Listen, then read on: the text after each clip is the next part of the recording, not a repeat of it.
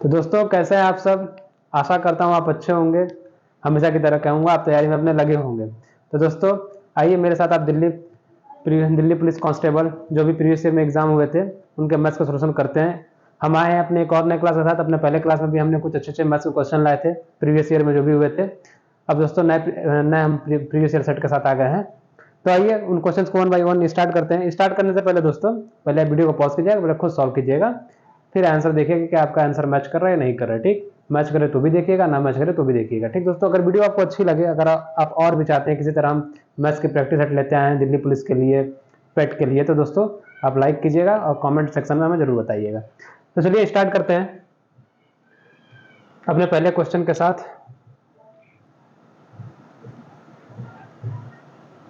दोस्तों क्या हमारा पहला क्वेश्चन, पहले दोस्तों आप करने की कोशिश कीजिए फिर मैं करता हूं। एक कक्षा में लड़कों और लड़कियों की संख्या का अनुपात 9:7 है। सभी लड़कों और लड़कियों का औसत भार 54.25 किलोग्राम है। यदि लड़कियों का औसत भार 52 किलोग्राम है तो लड़कों का औसत भार कितना होगा। दोस्तों बहुत ही सिंपल क्वेश्चन है, सिंपल है पर थोड़ा कैलकुलेटिव कह सकते हैं दोस्तों। दोस्तों इस क्वेश्चन में आपको क्या करना है, बस आपको औसत का फार्मूला आना चाहिए। औसत बराबर क्या होता है, कुल संख्याओं का योग बटे में कुल संख्या। औसत बराबर क्या होता है आप जानते होंगे दोस्तों, आप जानते होंगे दोस्तों औसत बराबर होता है संख्याओं का योग बटे में कुल संख्या। ठीक, कुल संख्या। अगर मैं आपसे पूछूं कुल संख्या कितनी होगी तो आप कहेंगे संख्याओं का योग बटे औसत। अगर आपसे मैं पूछूं संख्याओं का योग कितना होगा तो आप कहेंगे औसत गुणे कुल संख्या। ठीक, यहाँ तक समझ में आ गया, औसत गुणे कुल संख्या, संख्याओं का योग अगर हम आपसे पूछूं। ठीक है दोस्तों, यहाँ पे अनुपात हमें दिया 9:7। ठीक, मान लीजिए कि लड़कों की संख्या 9 थी, लड़कियों की संख्या 7 थी। 9 और 7 टोटल मिलकर संख्या कितनी बन गई दोस्तों, 16। कितनी बन गई, 16। आप 9x 7x भी मान सकते हैं, पर आप 9 और 7 ही मान लीजिए, कोई दिक्कत नहीं है। देखिए 16 टोटल संख्या होगी दोस्तों। अब क्या कह रहा है कि सभी लड़कों और लड़कियों का औसत भार 54.25 किलोग्राम है। सभी मतलब 16 जो लड़के लड़कियां हैं, जो भी टोटल संख्या है छात्रों की, तो 16 लड़कों लड़कियों की संख्या का औसत भार कितना दोस्तों, 54.25। तो उनकी जो वजन होगा उनका कुल योग क्या हो जाएगा दोस्तों, आप कहेंगे औसत गुणे कुल संख्या। योग क्या हो जाएगा, अगर औसत भार 54.25 किलोग्राम दिया हुआ दोस्तों, अगर मैं पूछ दिया जाए कि इन सभी के वजनों का योग कितना होगा तो आप क्या कहेंगे, कहेंगे औसत गुणे कुल संख्या। तो चलिए हम लिखते हैं कि सभी के वजनों का योग, जो भी उनका वजन है दोस्तों उनका योग क्या होगा। औसत हमें दिया हुआ है, यहां से निकल आएगा दोस्तों औसत गुणे कुल संख्या। औसत हमें पता है, औसत क्या हुआ है 54.25। ठीक, और ये गुणे 16 टोटल संख्या है। टोटल योग क्या निकल के आएगी दोस्तों, 16 5 80, 8 16 32 32 8 40। ठीक, बचा 4, 16 चौक 64, 4 68, हंस लगा 6, 16 5 80 6 86। ठीक, 86 दोनों पे 0 यानी कि 868 किलोग्राम दोस्तों टोटल इनके वजनों का योग है। ठीक, अब क्या कह रहा है कि यदि लड़कियों का औसत भार 52 किलोग्राम है, जब लड़कियों का औसत भार 52 किलोग्राम है दोस्तों, तो लड़कियों के टोटल भार का योग क्या हो जाएगा, मतलब टोटल जो भी भार होगा उनका योग क्या होगा, लड़कियों के जो भी अलग अलग भार आएंगे दोस्तों उनका योग क्या हो जाएगा। आप कहेंगे लड़कियों के दोस्तों, अगर मैं लिख दूं लड़कियों के वजनों का योग,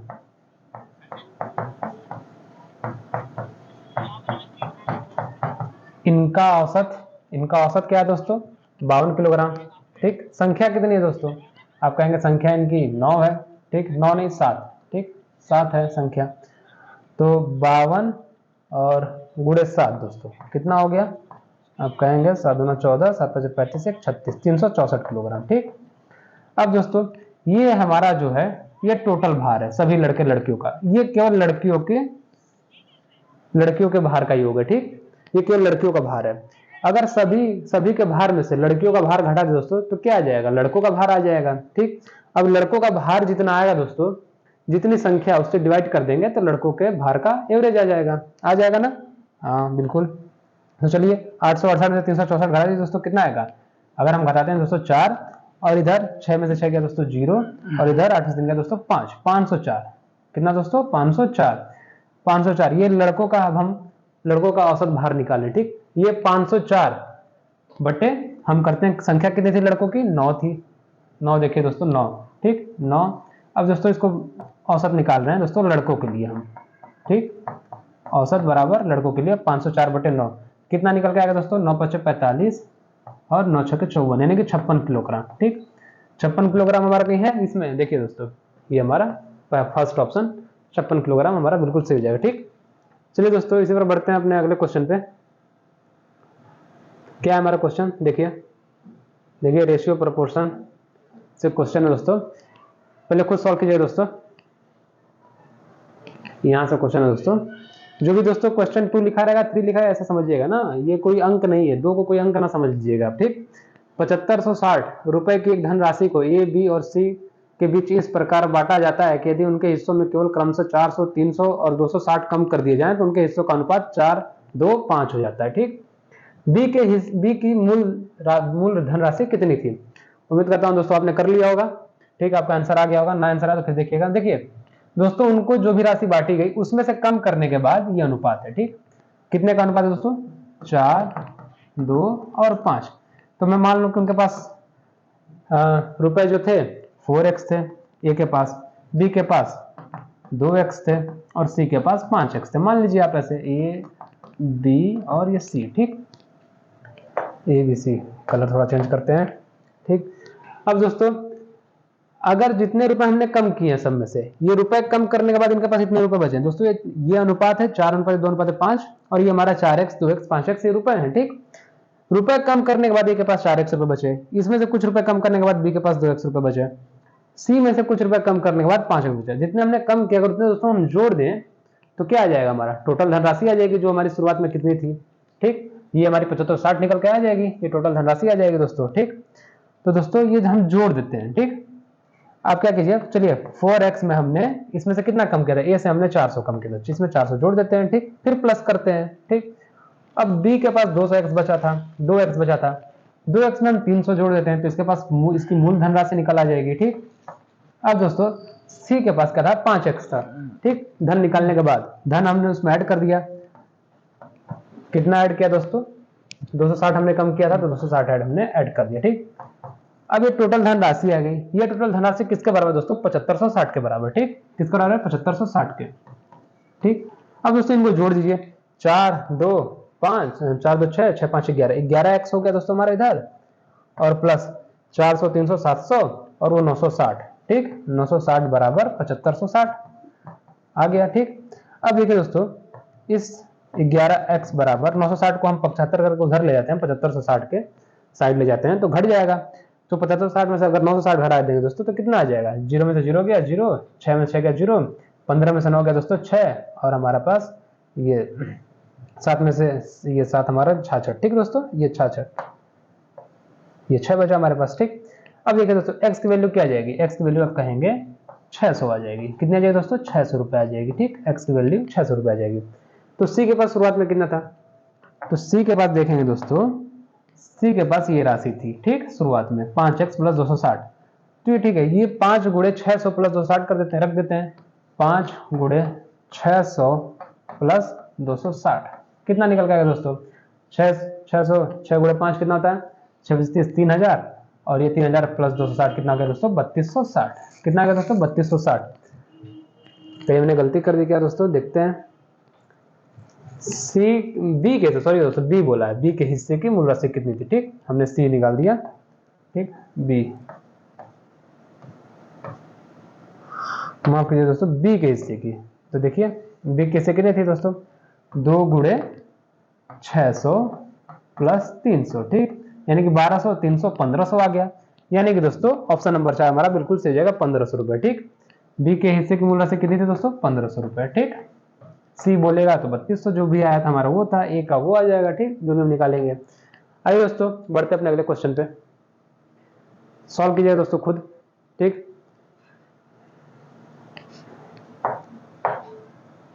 ये हमारा दोस्तों क्यूब है। ठीक, ये क्यूब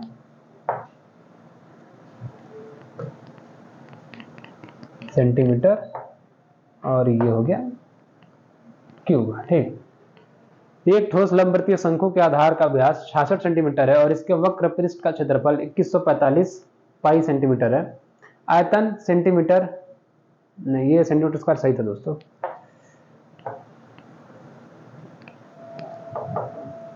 ठीक, यहाँ हमने गड़बड़ की है, हमारे जो टाइपिस्ट है यहाँ पे गड़बड़ हुई। ठीक दोस्तों, सेंटीमीटर क्यूब, आयतन सेंटीमीटर क्यूब में कितना होगा। ठीक, देख लिया आपने, सवाल समझ लिया होगा, पॉज करके कर भी लीजिए दोस्तों। आइए मैं करता हूं इस क्वेश्चन को। शंकु कह रहा है दोस्तों, शंकु के आधार का व्यास 66 सेंटीमीटर है। शंकु का आधार दोस्तों क्या होता है, एक देखेंगे एक तरह से गोला होता है, एक वृत्त होता है, माफ कीजिएगा। ठीक, ये हमारा शंकु है दोस्तों, शंकु है। ठीक, उसका जो व्यास है दोस्तों 66 सेंटीमीटर, ये हमारा पूरा लंबाई जो दिया हुआ है 66 सेंटीमीटर दिया हुआ दोस्तों। ठीक, तो उसकी त्रिज्या क्या हो जाएगी दोस्तों, उसकी त्रिज्या हमारी हो जाएगी 33 सेंटीमीटर। ठीक, आधा 66 का कितना हो जाएगा, आधा। आर बराबर क्या हो गया 33 सेंटीमीटर, यानी कि 33 सेंटीमीटर। ठीक, दिया हुआ 2145 पाई सेंटीमीटर स्क्वायर, क्या उसका वक्र पृष्ठ है। वक्र पृष्ठ का फार्मूला क्या होता है, शंकु के वक्र पृष्ठ का फार्मूला क्या होता है दोस्तों, पाई आर एल। दोस्तों आपको फार्मूला अच्छे से याद होना चाहिए, तभी हम ऐसे क्वेश्चन को कर पाएंगे। ठीक है, पाई आर एल होता है। ठीक, हमारा वक्र पृष्ठ क्या है दोस्तों, पाई आर एल। ठीक, और हमें बोला है आयतन क्या होगा, तो आयतन का फार्मूला क्या होता है दोस्तों, आयतन का होता है, आयतन क्या होता है दोस्तों शंकु का, शंकु का आयतन हमारा जो है वो होता है 1/3 पाई आर स्क्वायर एच। ठीक, 3 पाई आर स्क्वायर एच। तो हमें देखिए इस अगर पाई आर एल बराबर दोस्तों दिया हुआ कितना 2145 पाई। ठीक, इसे तुम्हारा एल निकलेगा, जब एल निकल जाएगा दोस्तों तो हम इससे एच भी निकाल देंगे। दोस्तों एग्जामिनर इतना भी मूर्ख नहीं कि वो बहुत आसान क्वेश्चन दे दे, ये इतना भी बुद्धू नहीं है। 15 क्वेश्चन केवल आने हैं डीपी कांस्टेबल में, पर दोस्तों 15 क्वेश्चन काफी अच्छे होंगे। ठीक, समय के पास आपके पास पर्याप्त है, 1.5 घंटा। आप देखेंगे सीजीएल ओजीएल सीएचएसएल में तो दोस्तों आपको समय मिलेगा केवल कितने, 1 घंटे मिलते हैं और 100 क्वेश्चन करने होते हैं। यहाँ पे आपके पास 1.5 घंटे हैं और 100 क्वेश्चन है। ठीक, तो समय आपके पास काफी अच्छा खासा, मैथ भी केवल 15 है। ठीक, रीजनिंग जानते हैं एसएससी की थोड़ी अच्छा आसान ही होती है। ठीक, तो आइए दोस्तों करिए इसको, पहले एल निकालते हैं हम, पाई से ये पाई चला गया। ठीक, आर हमारा कितना था दोस्तों, आर हमारा था 33। ठीक, ये गुणे एल बराबर ये 2145 हम लिख देते हैं इधर। ठीक, अब देखिए दोस्तों इससे हम पहले 11 से करते हैं, 11 3 33, फिर इधर हो जाएगा 11 कम 11। ठीक, और 10 बचा और 104, 11 9 99, 5 11 5 55। ठीक, ये 3 से इसको 195 कराते हैं तो हमारा आ जाएगा 65। ठीक, तो एल जो आ गया दोस्तों वो आ गया 65। क्या आ गया दोस्तों, एल आ गया 65 सेंटीमीटर आ गया, सेंटीमीटर ये ना, हाँ 65 सेंटीमीटर आ गया एल। जब हमारा ये आर हमारा ये 33 दिया हुआ है दोस्तों, हमारा एल जो है ये दोस्तों ये दिया है 65 दिया हुआ है, 65 सेंटीमीटर, इधर 33 सेंटीमीटर। तो दोस्तों आप कह सकते हैं एच जो है ये देखेंगे आप, एक राइट एंगल ट्रायंगल बन गया। ये देखेंगे दोस्तों हाइपोटेनस हो गया, ये बेस हो गया, ये हाइट हो गया। ठीक दोस्तों, तो हाइट कैसा निकलेगा ये हमें निकालना है, ये हमें फाइंड करना है। तो जानते हैं दोस्तों हाइट कैसे निकलेगा, h बराबर आप कह सकते हैं स्क्वायर रूट ऑफ किसका, L square minus R square, L square minus R square. ठीक, ये हमारा फॉर्मूला होता है हाइट निकालने का। चलिए दोस्तों इसी फॉर्मूला में रख देते हैं हम। तो देखिए एल स्क्वायर, एल हमारा क्या है दोस्तों 65 है, 65 का स्क्वायर क्या होता है दोस्तों, 65 का स्क्वायर जब निकालेंगे दोस्तों तो हमारा होता है 42 25। ठीक, 65 अगर आप करें ऐसे 65 गुणे 65 तो हाँ 3600। ठीक, 3625 और हमारा इधर हो जाएगा 3625 प्लस 600। ठीक, तो हमारा 42 25 आता है। ठीक दोस्तों, ये एक ट्रिक है दोस्तों, आपको मैं बताऊंगा 65 का स्क्वायर, मुझे यहाँ गुणा ना लिख के मुझे ऐसे लिखना चाहिए 65 स्क्वायर। ठीक, ये ट्रिक क्या है, जैसे कि 60 प्लस 5 होल स्क्वायर लिख सकते ना, तो 60 का स्क्वायर क्या हो जाता है दोस्तों 3600 प्लस 5 का स्क्वायर 25, तो हमने 3625 लिख दिया फटाफट।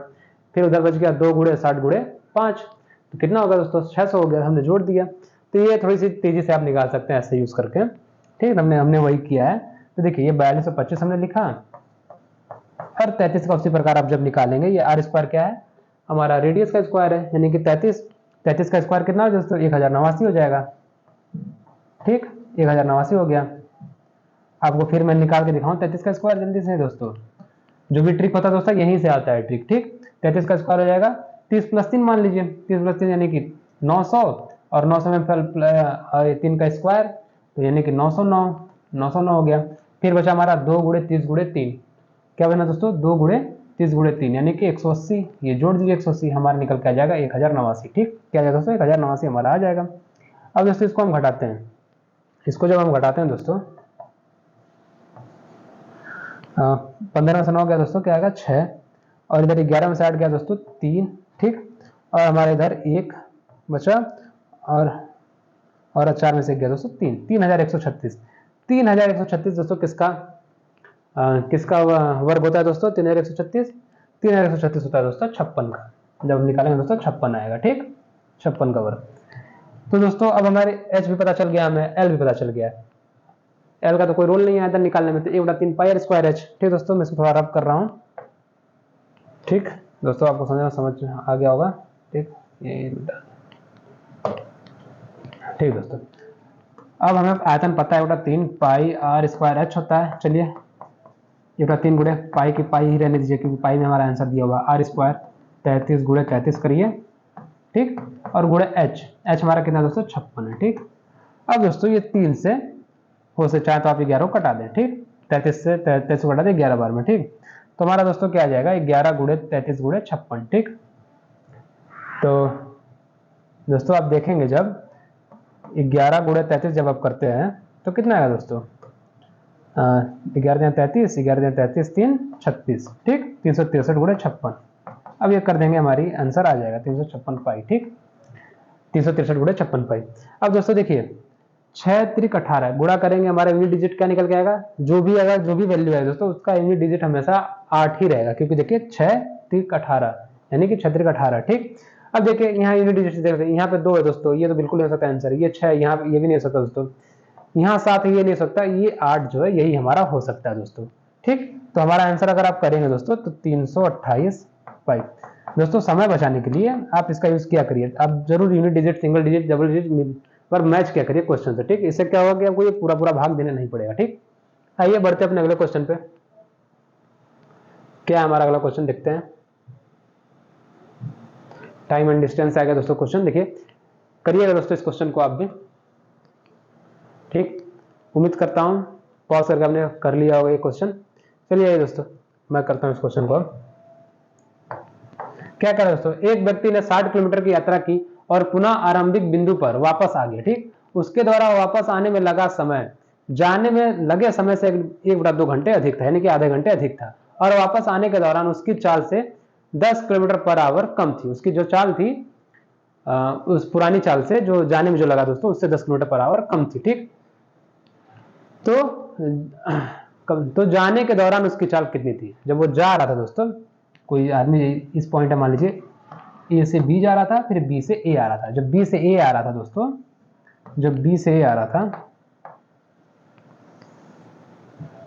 देखिए ए से बी गया, मान लीजिए ए से बी गया एक्स चाल में मान लीजिए। ठीक, 60 किलोमीटर, ठीक एक्स चाल में। ठीक, अब दोस्तों कह रहा है बी से ए आया x minus 10 kilometre per hour चाल से, ये हमारा एक्स किलोमीटर पर आवर है दोस्तों। ठीक, पर आवर। ठीक, ये भी हमारा x minus 10 kilometre per hour है। ठीक, इस चाल से रिटर्न आया, जब इस चाल से वो रिटर्न आया दोस्तों बी से ए आने में, तो उसको आधे घंटे अधिक समय लगा। क्या लगा दोस्तों, आधे घंटे समय अधिक लग रहा है उसको। ठीक, तो दोस्तों कहीं ना कहीं x minus 10 kilometre per hour की चाल से चलने में 60 किलोमीटर वो ज्यादा समय होगा।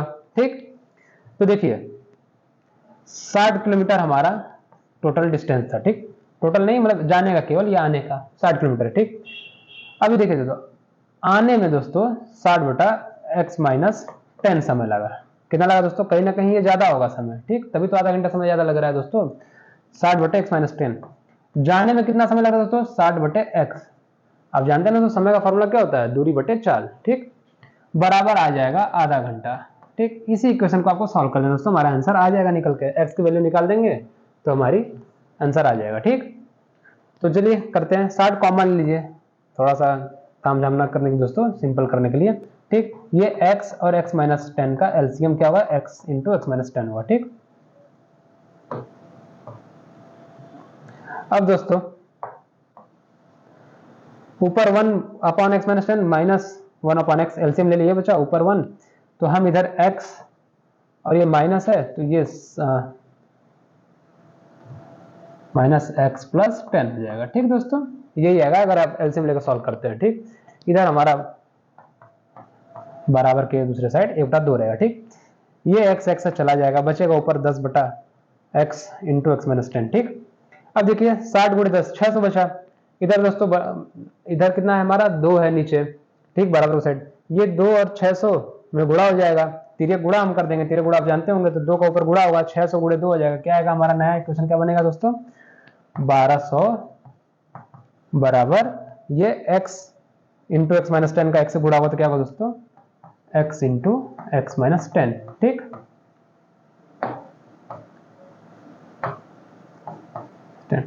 ठीक दोस्तों, अब दोस्तों देखेंगे इसको सॉल्व कीजिए, एक्स स्क्वायर माइनस 10 ये बराबर 1200। ठीक, अब दोस्तों इसको हम ऐसे लिख सकते हैं इक्वेशन को एक्स स्क्वायर माइनस 10 माइनस 1200 ठीक बराबर 0, ऐसे लिख सकते हैं। आप कहेंगे हाँ लिख सकते हैं। ठीक, अब देखिए हमारा एक बहुपद बन गया पॉलिनोमियल।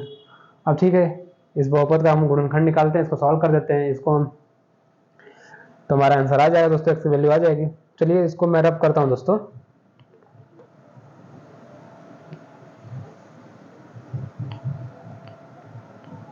ठीक दोस्तों, देखिए x square minus 40x plus 30x ऐसे लिख सकता हूं इस इक्वेशन को आगे मैं माइनस 1200। ठीक, जैसे हम मूल निकालते हैं दोस्तों अपने x का मान निकालते हैं, इसी तरीके से निकालते हैं। आप कहेंगे हाँ, अब उम्मीद कर रहा हूँ आपको आता होगा दोस्तों, ना आता हो तो कोई बात नहीं है, मैं किसी अगले वीडियो में ला के आपको बढ़िया से सिखा दूंगा। ठीक, x इसमें कॉमन लीजिए दोस्तों, x कॉमन ले लेंगे, क्या आ जाएगा x माइनस 40 आ जाएगा। ठीक, और इधर हमारा प्लस 30 कॉमन ले लीजिए तो भी हमारा x माइनस 40 हो गया। ठीक दोस्तों, अब हम इस इक्वेशन को x माइनस 40 और x प्लस 30 बराबर 0 लिख सकते हैं। आप कहेंगे हाँ लिख सकते हैं। ठीक, अब देखिए अगर हम इस सेक्शन को उठाएं जो x माइनस 40 हमारा एक ब्रैकेट को, तो x की वैल्यू आ जाएगी 40। क्या आ जाएगी दोस्तों x की 40 आ जाएगी। अगर हम इस सेक्शन को उठाएं x प्लस 30 बराबर 0 को, तो x की वैल्यू क्या आएगी निकल के x बराबर माइनस 30। तो क्या माइनस 30 किसी के चाल होती है दोस्तों, नहीं होती है। तो x माइनस 40 को हम उठाते हैं बराबर 0, तो x बराबर हमारा आ गया 40 किलोमीटर पर आवर। ठीक, उसकी जाने की स्पीड क्या थी दोस्तों 40 किलोमीटर प्रति घंटे। हमारा देखिए ऑप्शन 3 बिल्कुल सही है। ठीक दोस्तों, ऑप्शन 3 40। ठीक, ये 1.36 ना समझिए दोस्तों, ये 1 2 3 4 नंबरिंग है। ठीक, चलिए दोस्तों उम्मीद करता हूँ आपको क्वेश्चन ये आ गया होगा आंसर आपका। चलिए आगे क्वेश्चन बढ़ते हैं दोस्तों अपने अगले क्वेश्चन पर। क्या है हमारा अगला क्वेश्चन, वह छोटी से छोटी संख्या ठीक कौन सी है जिसमें 29 83 में से घटाने पर प्राप्त संख्या को 9 10 और 15 से विभाजित करने पर प्रत्येक स्थिति में शेषफल 3 बचता हो। ठीक, पहले देखिए दोस्तों 9 10 15 से विभाजित हम एक संख्या ले लेते हैं। वो एक संख्या कैसे आएगी, 9 10 15 से विभाजित एक संख्या कैसे आएगी। आप कहेंगे 9 10 15 का आप एलसीएम लीजिए। तो अगर हम 9 10 और 15 का एलसीएम लेते हैं दोस्तों, तो क्या आएगा 15 का, चलिए पहाड़ा पढ़ते हैं। 15 का मतलब 15 30, 15 3 45, 15 चौक 60, 15 75, 15 छक 90, ये ही एलसीएम होगा। ठीक दोस्तों, 15 छक 90, ये 9 से भी डिवाइड हो जाएगा, 10 से भी और 15 से भी डिवाइड हो जाएगा। ठीक, 90 डिवाइड हो जाएगा। अब इस 90 का हम 2983 में भाग देते हैं। ठीक दोस्तों, इसको डिवाइड करते हैं। चलिए भाग दीजिए, बहुत आसान क्वेश्चन है दोस्तों। 2983 में जब आप 90 का भाग देंगे दोस्तों, चलिए भाग देते हैं। चलिए 9, इसको हम 3 बार में ले लेते हैं दोस्तों। 9 3 27, कितना बचेगा दोस्तों, आप कहेंगे 18 नहीं 28 कहेंगे। ठीक, आप कहेंगे 28 और ये 3, फिर ये 9 3 27, अब कितना बच गया दोस्तों 13। ठीक, अब दोस्तों या तो फिर ये 2983 में से मैं 13 घटा दूं तो मेरी संख्या 90 से डिवाइड हो जाएगी, या 2983 में मैं दोस्तों कितना जोड़ दूं, मैं 77 जोड़ दूं तो मेरी संख्या 90 से डिवाइड हो जाएगी, या 77 जोड़ दूं या मैं 13 घटा दूं तो मेरी संख्या क्या होगी 90 से डिवाइड हो जाएगी। तो दोस्तों हमें तो पता करना है घटाने पर, हमें कितना घटाना ये देखना है। जायज बताएगा अब हम घटाएंगे ही, तो चलिए हम 13 घटाते हैं। 2983 में से दोस्तों आप जब 13 घटा देंगे, जब आप 13 घटाएंगे तो क्या आएगा, जब आप 13 घटाएंगे दोस्तों 2900 हमारा आ जाएगा 70। ठीक, 2970। अब ये 2970 पूरी तरह से विभाज्य है किससे, 9 10 15 से। ठीक, 9 10 15 से पूरी तरह से विभाज्य है। अगर हम इसमें +3 जोड़ दें दोस्तों, अगर हम +3 इसमें जोड़ दें तो क्या आ जाएगा, अगर इसमें हम +3 जोड़ देते हैं दोस्तों, तो आप कहेंगे कि 2973 अब विभाज्य नहीं होगा। अब अगर हम 9, 10, 15 से भाग देंगे तो 3 क्या आएगा, 3 क्या आएगा, शेषफल आएगा, ठीक, शेष आएगा, ठीक। तो दोस्तों अब देखिए हमारा ओरिजिनल 2983 था संख्या, अब हमारा ये 2973 पे हम आ गए, तो कितने की कमी हुई दोस्तों, आप कहेंगे 10 की कमी हुई। कितने की कमी हुई है दोस्तों, 10 की कमी हुई है। तो हम सीधे सीधे आंसर क्या मार देंगे, ऑप्शन नंबर 4। उम्मीद करता हूं दोस्तों आपको अच्छे से समझ आ गया होगा, ठीक। आगे बढ़ते हैं दोस्तों अपने अगले क्वेश्चन पे। देखिए दोस्तों क्वेश्चन को करिएगा, ठीक। 72 मीटर, 210 मीटर और 222 मीटर भुजाओं वाले त्रिभुजाकार मैदान का क्षेत्रफल उस आयताकार बगीचे के क्षेत्रफल के बराबर है, जिसकी भुजाओं का अनुपात 21:10 है। आयताकार बगीचे का परिमाप कितना है, ठीक दोस्तों। इस क्वेश्चन को देखिए, ठीक है दोस्तों, हमें ये तो त्रिभुज बताया नहीं है कि त्रिभुज हमारा इक्विलेटरल समबाहु है, विषमबाहु है, या त्रिभुज हमारा या तो फिर दोस्तों क्या बोलते हैं राइट एंगल है, समकोण त्रिभुज है। तो दोस्तों ऐसा तो हम नहीं निकाल पाएंगे, एरिया तो उनके अकॉर्डिंग तो नहीं बन पाएगा, पर एक त्रिभुज का जनरल एक फॉर्मूला होता है एरिया निकालने का। क्या होता है फॉर्मूला, वो फॉर्मूला हमारा होता है, एरिया हम कैसे फाउंड करेंगे, एक त्रिभुज का जो एक रैंडम आकृति का हो, कोई विशेष ना हो, जैसे कि समबाहु ना हो या राइट एंगल ना हो, तो उसका एरिया निकालने का तो दोस्तों s into S minus A into S minus B into S minus C, ठीक दोस्तों, ये त्रिभुज का एरिया निकालने का फॉर्मूला होता है, ठीक, त्रिभुज का एरिया, ठीक दोस्तों। अब दोस्तों s क्या है, इसमें s कहेंगे परिमाप का आधा होता है। परिमाप क्या होता है त्रिभुज का, ये देखिए हमारी भुजाएं 72 मीटर, 210 मीटर और 222 मीटर है। तो 72 प्लस 210 प्लस 222, इसको हम जोड़ देते हैं दोस्तों और इसका आधा कर देते हैं, ठीक, तो हमारा s आ जाएगा। चलिए जोड़ते हैं दोस्तों, जब इसको जोड़ेंगे 210 और 222 जब जोड़ते हैं दोस्तों कितना आ जाएगा, 432, और 432 में अगर हम 72 जोड़ते हैं दोस्तों हमारा आ जाएगा 504, 504 और 504 बटे 2 करेंगे दोस्तों हमारा क्या जाएगा 252, आप कहेंगे 252 आ गया, ठीक।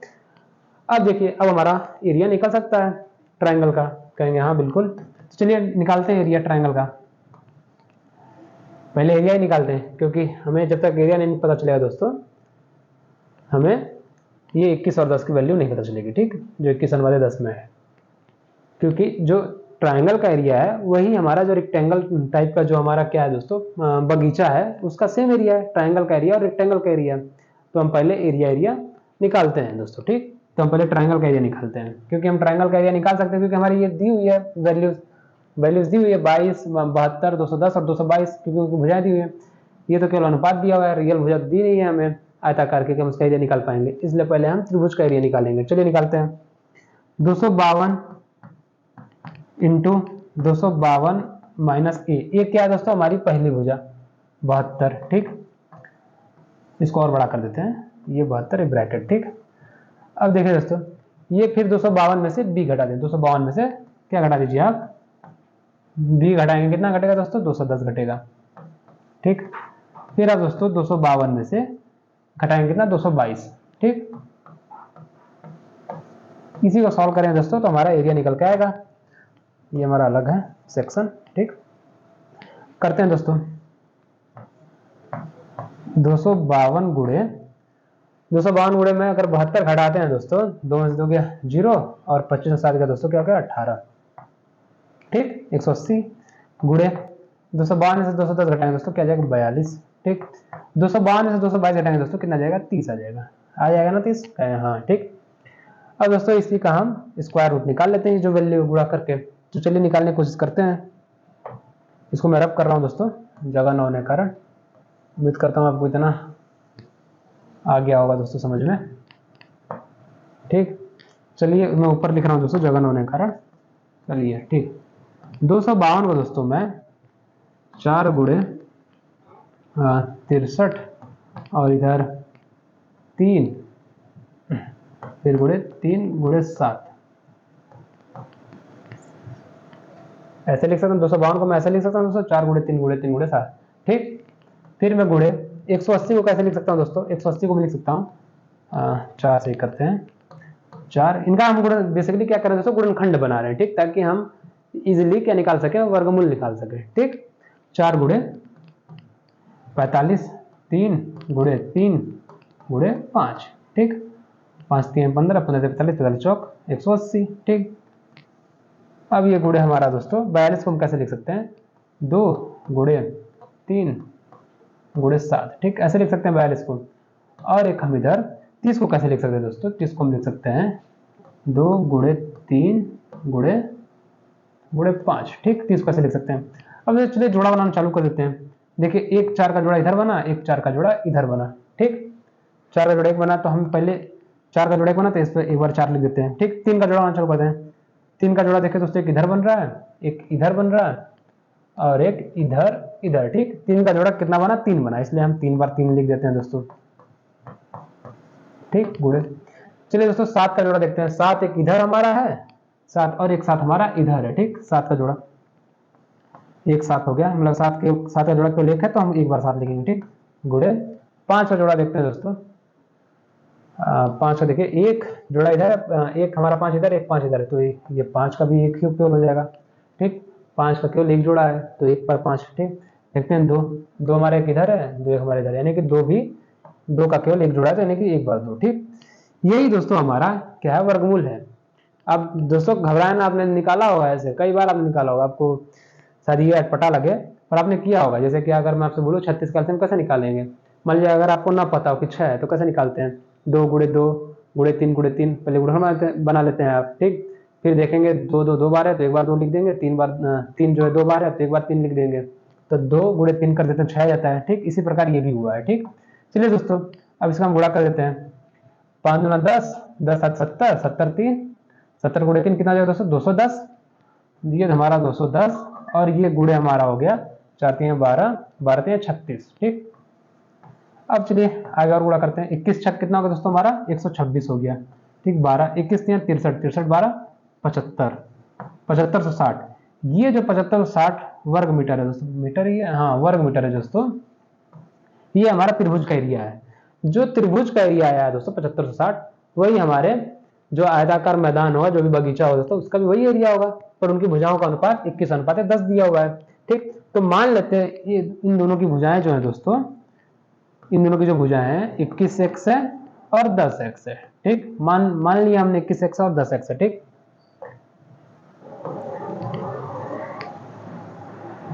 इसको रब कर रहा हूं दोस्तों, ठीक। 21x है और 10x है, ठीक। तो आयताकार मैदान का या आयत का एरिया क्या होता है दोस्तों, आप कहेंगे लंबाई गुणे चौड़ाई। अगर ये लंबाई या चौड़ाई है तो चलिए गुणा कर देते हैं, एरिया निकालने के लिए गुणा कर देते हैं। 21 गुणे 10 210, 210 एक्स स्क्वायर हो जाएगा। ये एरिया त्रिभुज के एरिया के बराबर, हमारा त्रिभुज का एरिया क्या निकल के आया दोस्तों, 75 से 60, 75 से 60 रख देते हैं, ठीक। अब आप दोस्तों ये 1 0 से 1 0 चला गया, ठीक। अब डायरेक्ट हम 21 से भाग देते हैं, 21 63, ठीक, और बचा 12, 6 21 6 26, यानी कि एक्स स्क्वायर बराबर हमारा आ गया 36। तो एक्स की वैल्यू निकल के आई दोस्तों 6, क्या निकल के आई दोस्तों 6 सेंटीमीटर 6 मीटर, ठीक। तो इससे क्या करेंगे दोस्तों, हम जो हमारा एक्स निकल के 6 मीटर आया है, इससे हम निकाल लेते हैं अपनी भुजाओं को, जो आयत की भुजाएं हैं। तो एक भुजा लंबाई आ जाएगी 21 गुणे 6 और चौड़ाई जो आ जाएगी दोस्तों वो आ जाएगी 21 गुणे 10 गुणे 6, ठीक। यानी कि 126 प्लस 60, 126 और 60, ये दोस्तों ये आयत की भुजाएं होगी। जब आयत की भुजाएं 126 और 60 है दोस्तों, तो परिमाप क्या होता है, 2 गुणे लंबाई प्लस चौड़ाई। अब जानते हैं आयत का परिमाप पेरीमीटर, तो ठीक है 2 गुणे लंबाई प्लस चौड़ाई, 126 प्लस 60 कर देंगे कितना आएगा दोस्तों, आप कहेंगे 186 आएगा, ठीक। अब 186 जो हमारा परिमाप निकाल रहे हैं दोस्तों, परिमाप, ठीक, 2 गुणे 186, तो यानी कि 2 गुणे 186, चलिए 6 दूना 12, 8 दूना का दोस्तों 16, 16 1 17, फिर 2 कम 2 1 3, 372। तो जो हमारा परिमाप निकल के आया दोस्तों वो आया 372 सेंटीमीटर। तो देखिए हमारा यही 372 मीटर, ठीक, मीटर है तो मीटर होगा, ठीक दोस्तों, 372 मीटर हमारा यही परिमाप निकल के आया, 372 मीटर, ठीक। हमारा ऑप्शन नंबर 4 बिल्कुल सही हो जाएगा। दोस्तों समझ में आया आपको क्वेश्चन, देखा दोस्तों आपने क्वेश्चन की लेंथ कैसी है। हालांकि कांस्टेबल के क्वेश्चन है दोस्तों, पर देखिए इनके लेवल थोड़े अच्छे खासे हैं, आपको कैलकुलेटिव हैं। वर्दी पाने के लिए देखा आपने, आपको बहुत मेहनत करनी होगी दोस्तों। ये 15 क्वेश्चन, ये मत सोचिए केवल 15 क्वेश्चन आराम से हो जाएगा, नहीं 15 आपको बहुत टाइम दे सकते हैं अगर आप थोड़ा सा दिमाग नहीं लगाते हैं। तो चलिए दोस्तों अपने अगले क्वेश्चन बढ़ते हैं। चलिए करते हैं इस क्वेश्चन को। एक निश्चित धनराशि को 8% वार्षिक साधारण ब्याज दर से 4 वर्षों के लिए निवेशित करने पर प्राप्त धनराशि उसी धनराशि पर समान वार्षिक साधारण ब्याज दर से 14 वर्षों में प्राप्त साधारण ब्याज के बराबर होती है। आर का मान क्या है? ठीक, कोई हमारे दोस्तों क्वेश्चन क्या करा, उम्मीद करता हूं आपने कर लिया होगा। जिन बच्चों ने नहीं किया है, जिन साथियों दोस्तों मित्रों ने नहीं किया है, उनके लिए मैं बता रहा हूँ, समझा रहा हूँ। ठीक, धनराशि दोस्तों 8% है, सॉरी किसी धनराशि, कोई धनराशि है, वो धनराशि में दिया नहीं है। ठीक, क्या कह रहा है 8%, उसका जो दोस्तों 8% वार्षिक साधारण ब्याज दर से 4 वर्षों के लिए निवेशित करने पर जो प्राप्त धनराशि है, कोई धनराशि है हमारे पास, उसका 8% जो 4 वर्षों के लिए ब्याज मिश्र धन आएगा दोस्तों, वो बराबर है उसी धनराशि के 14 वर्षों के ब्याज के। क्या समझे आप? जो 8% द्वारा 8% जो हमारा ब्याज है दोस्तों, इस वार्षिक साधारण ब्याज से जो धन निवेशित है हमारा 4 वर्षों के लिए, उसका मिश्र धन बराबर है किसके? उसी धनराशि के 14 वर्षों के ब्याज के। ब्याज हमारा क्या है? वही 4% ही है। ठीक, उम्मीद करता हूं आपको मैं समझा पाया हूँ अच्छे से। ठीक, तो देखिए मान लीजिए हमारे पास 100 रुपए है। ठीक, 100 रुपए, 8% इस पे ब्याज लगेगा दोस्तों, तो कितना हो जाएगा एक साल का? एक साल का अगर मैं कहूँ 8% से इस पे ब्याज लगा, अगर मैं बोलूँ 100 का 10% आप निकालें, एक साल का ब्याज 10%, तो कितना कहेंगे? कहेंगे 10 रुपए। मैं कहूँ कि 100 का 15 तो कहेंगे 15। इसी प्रकार मैं कहूँ कि 100 का 8% तो आप कहिए R कितना है दोस्तों? R। एक साल का ब्याज क्या बना दोस्तों? 8% से बना, मान लीजिए R रुपए। ठीक, R रुपए बना। ठीक दोस्तों, अब 4 साल के लिए दोस्तों क्या कह रहा है? 4 वर्षों के लिए, तो R गुणे 4 कर दीजिए आप, यानी कि 4R जो है हमारा, 4R रुपए जो दोस्तों आप कहेंगे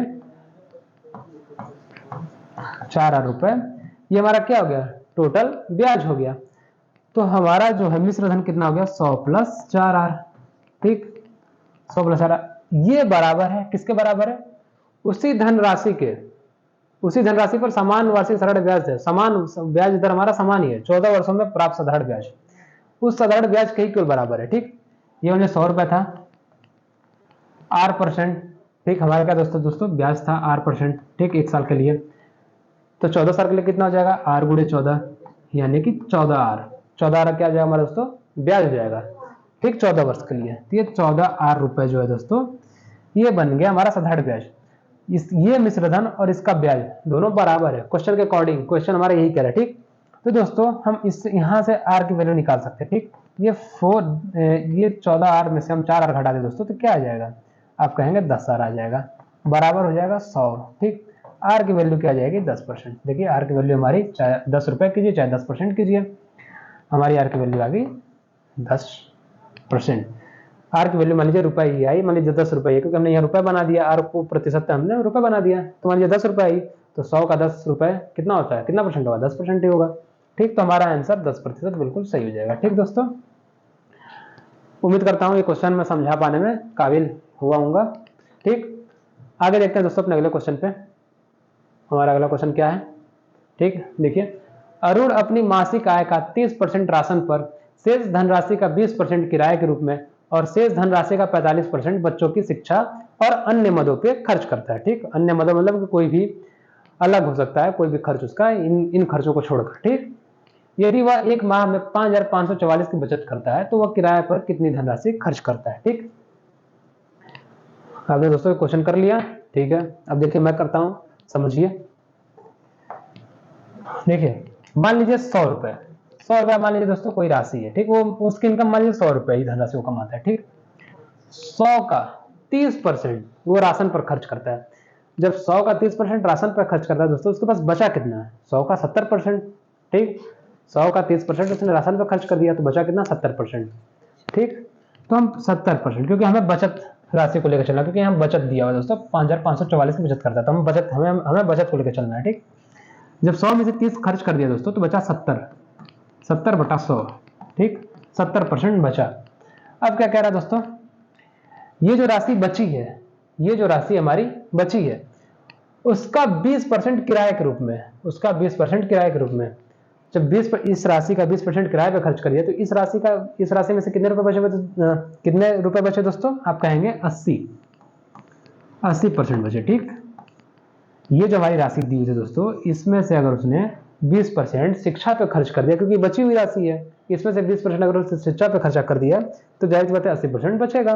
ठीक, और दोस्तों देखते हैं अब क्या कह रहा है। 45%, 20% किराए, माफ कीजिएगा 20% किराए। ठीक, 45% बच्चों की शिक्षा और अन्य मदों में खर्च करता है। 45% बच्चों की शिक्षा और अन्य मदों पे। ठीक, तो 45% दोस्तों क्या करता है? शिक्षा पे। ये जो हमारी राशि बन गई टोटल, जो हमारी बच गई थी राशि, इसका, क्योंकि बोला क्या, शेष धनराशि का। ठीक, शेष धनराशि, तो ये हमारी शेष राशियां हैं, तो इस शेष राशि का 45%, तो अगर इसका 45% खर्च कर रहा है दोस्तों, तो बचा कितना है? इसका 55% बचा। ठीक, जब इसका 55% बचा हमारा, तो हम लिख सकते हैं 55/100।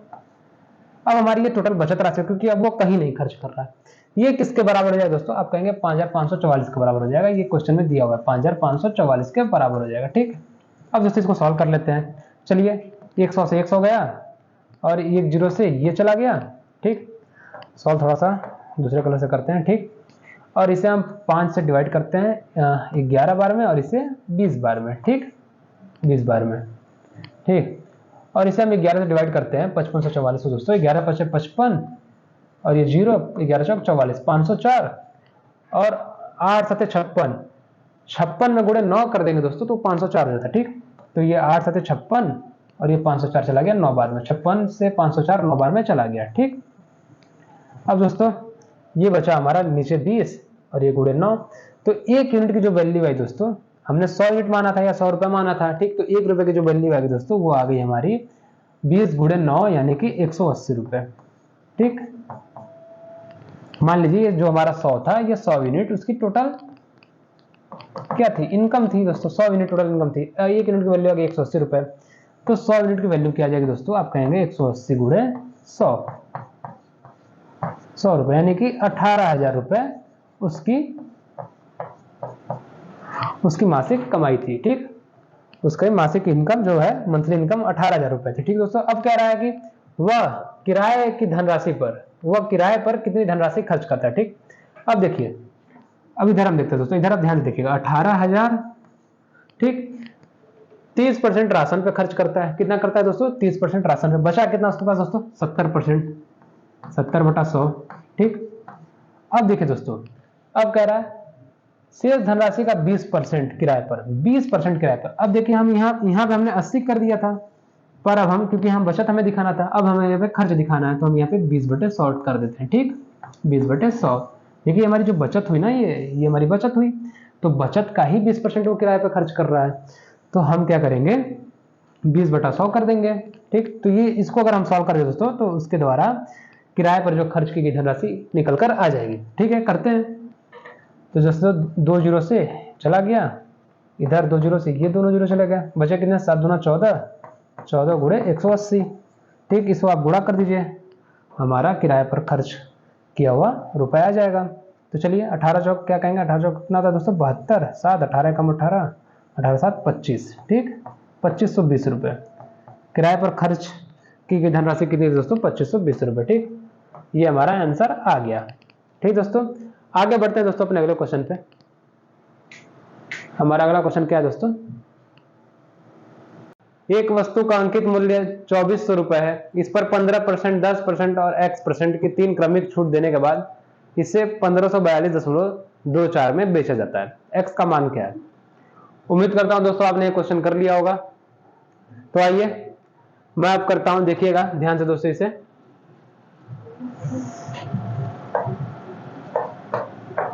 ठीक, देखिए दोस्तों क्या करा, अंकित मूल्य कितना था दोस्तों? 2400 रुपए। अंकित मूल्य कितना था दोस्तों? 2400 रुपए। ठीक, अब कह रहा है कि 15%, 10% और x% की 3 क्रमिक छूट देने के बाद, अगर मान लीजिए आपके पास 100 रुपया कोई सामान है, उस पर आप 10% की छूट देते हैं, तो अब उस वस्तु को आप कितने बेच रहे हैं? आप कहेंगे 100 का 10% यानी कि 10 घटा देंगे, यानी कि 90 रुपए बेच रहे हैं।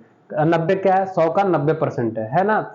इसी प्रकार अगर मैं 10-15% छूट दे रहा हूं दोस्तों, तो कहीं ना कहीं उस वस्तु को मैं उस वस्तु के 85% पे बेच रहा हूँ, ठीक। क्योंकि अगर आप चाहे 15% निकाल के 2400 में से घटा दें या सीधे सीधे आप 2400 का 85% कर दें तो मतलब वही है, बराबर है वैल्यू, ठीक। तो 2400 का दोस्तों 85/100%, ठीक, 85/100। फिर उस ये जो हमारी आ गई वैल्यू, इस पे फिर हम 10% का छूट देते हैं, यानी कि फिर हम 90 पे बेचते हैं इसे, 90% पे, ठीक, 90/100, ठीक।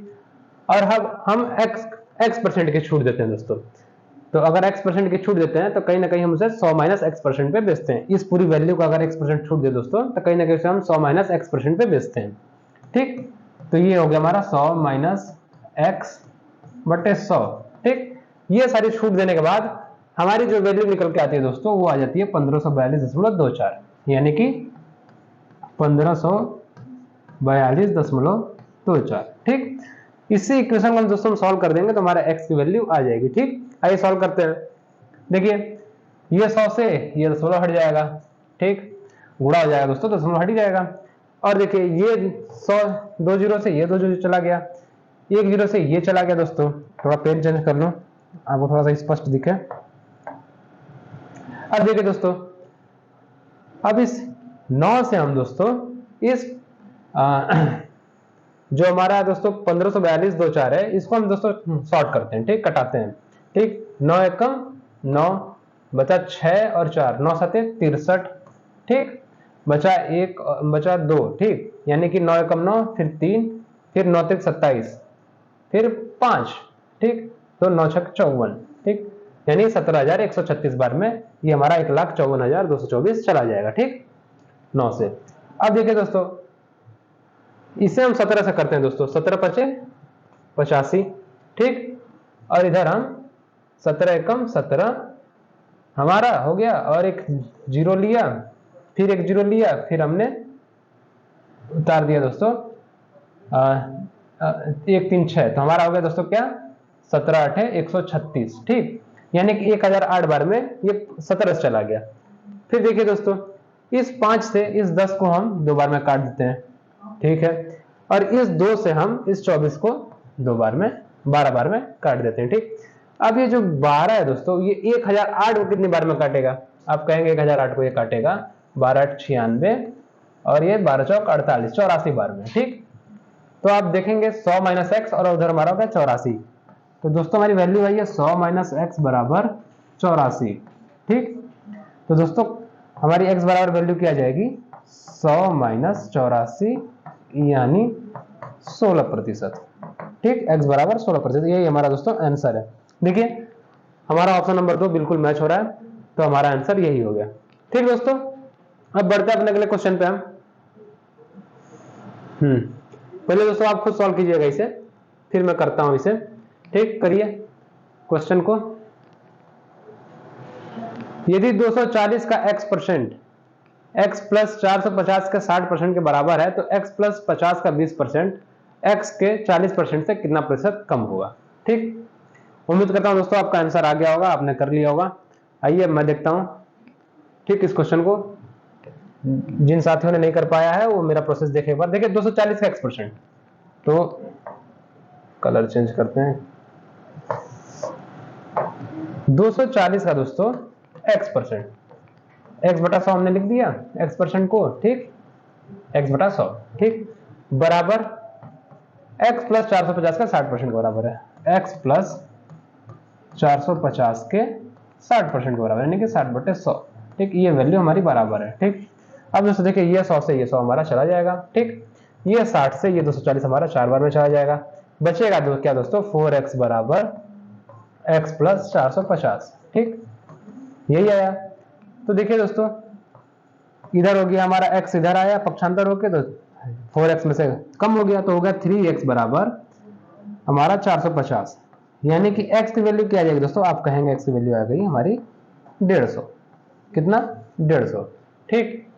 अब दोस्तों कह रहा है कि x प्लस 50 का 20%, अब हम जानते हैं x प्लस 50 का 20%, अब हमारा x प्लस 50 क्या होगा 150 प्लस 50, 150 प्लस 50 कितना होगा दोस्तों 200 हो गया। 200 का जो दोस्तों 20% है, पहले 200 का 20% निकालते हैं, ठीक। तो 200 का 20% निकालेंगे 20/100, ठीक, बराबर ये गया 2 जीरो दोस्तों, ये 40, ठीक, ये हो गया हमारा 40। 200 का 20% कितना होगा दोस्तों? 40 हो गया। अब दोस्तों कह रहा है x का 40% से कितना कम होगा। x का 40% कितना होगा दोस्तों? 150 का 40% दोस्तों निकालिए। अब 150 का 40%, जब 150 का 40% निकालेंगे दोस्तों, एक जीरो से ये दोनों जीरो चले गए, दोनों जीरो से 15 चौक 60, ठीक।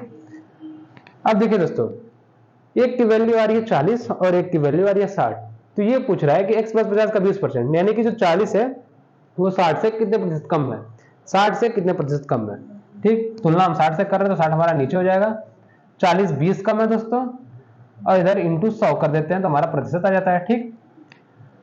तो हमारा जो है 40 60 से कितने प्रतिशत कम है, प्रतिशत निकालने के लिए हम जानते ही हैं कितना कम है वो ऊपर लिख देते हैं, जिससे हम तुलना कर रहे हो नीचे 60 लिख देंगे और ये इंटू में हम 100 लिख देंगे तो हमारा प्रतिशत निकल आएगा। देखिए एक जीरो से एक जीरो चला गया, ठीक। और ना करके दोस्तों आप कीजिए 20 60 बराबर आ गया 100/3। 100/3 को दोस्तों आप लिख सकते हैं 33 सहित 1/3%, ठीक। कितना कम है दोस्तों? 33 सहित 1/3%। हमारा ऑप्शन नंबर 3 बिल्कुल सही है, ठीक। उम्मीद करता हूं दोस्तों आपको भी ये क्वेश्चन आ गया होगा, आपका आंसर। चलिए आगे बढ़ते हैं अपने अगले क्वेश्चन पे, ठीक। हमारा अगला क्वेश्चन देखिए क्या है दोस्तों, पहले खुद सॉल्व कीजिए आप वीडियो को पॉज करके, ठीक। अब आइए मैं सॉल्व करता हूं। दो धनात्मक पूर्णांकों के बीच का अंतर 1627 है।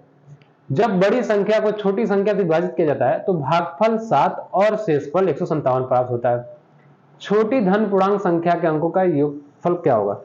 दोस्तों आप एक फार्मूला आपने बचपन से पढ़ा होगा, पढ़ते आ रहे होंगे, आप जान रहे होंगे, हमारा भाज्य बराबर क्या होता है। जब भी हम भाग देते हैं किसी संख्या का किसी संख्या में, किसी संख्या से किसी संख्या में, भाज्य बराबर दोस्तों क्या होता है? हमारा भाज्य बराबर होता है दोस्तों हमारा भाजक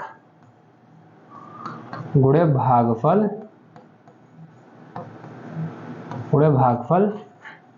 प्लस शेषफल,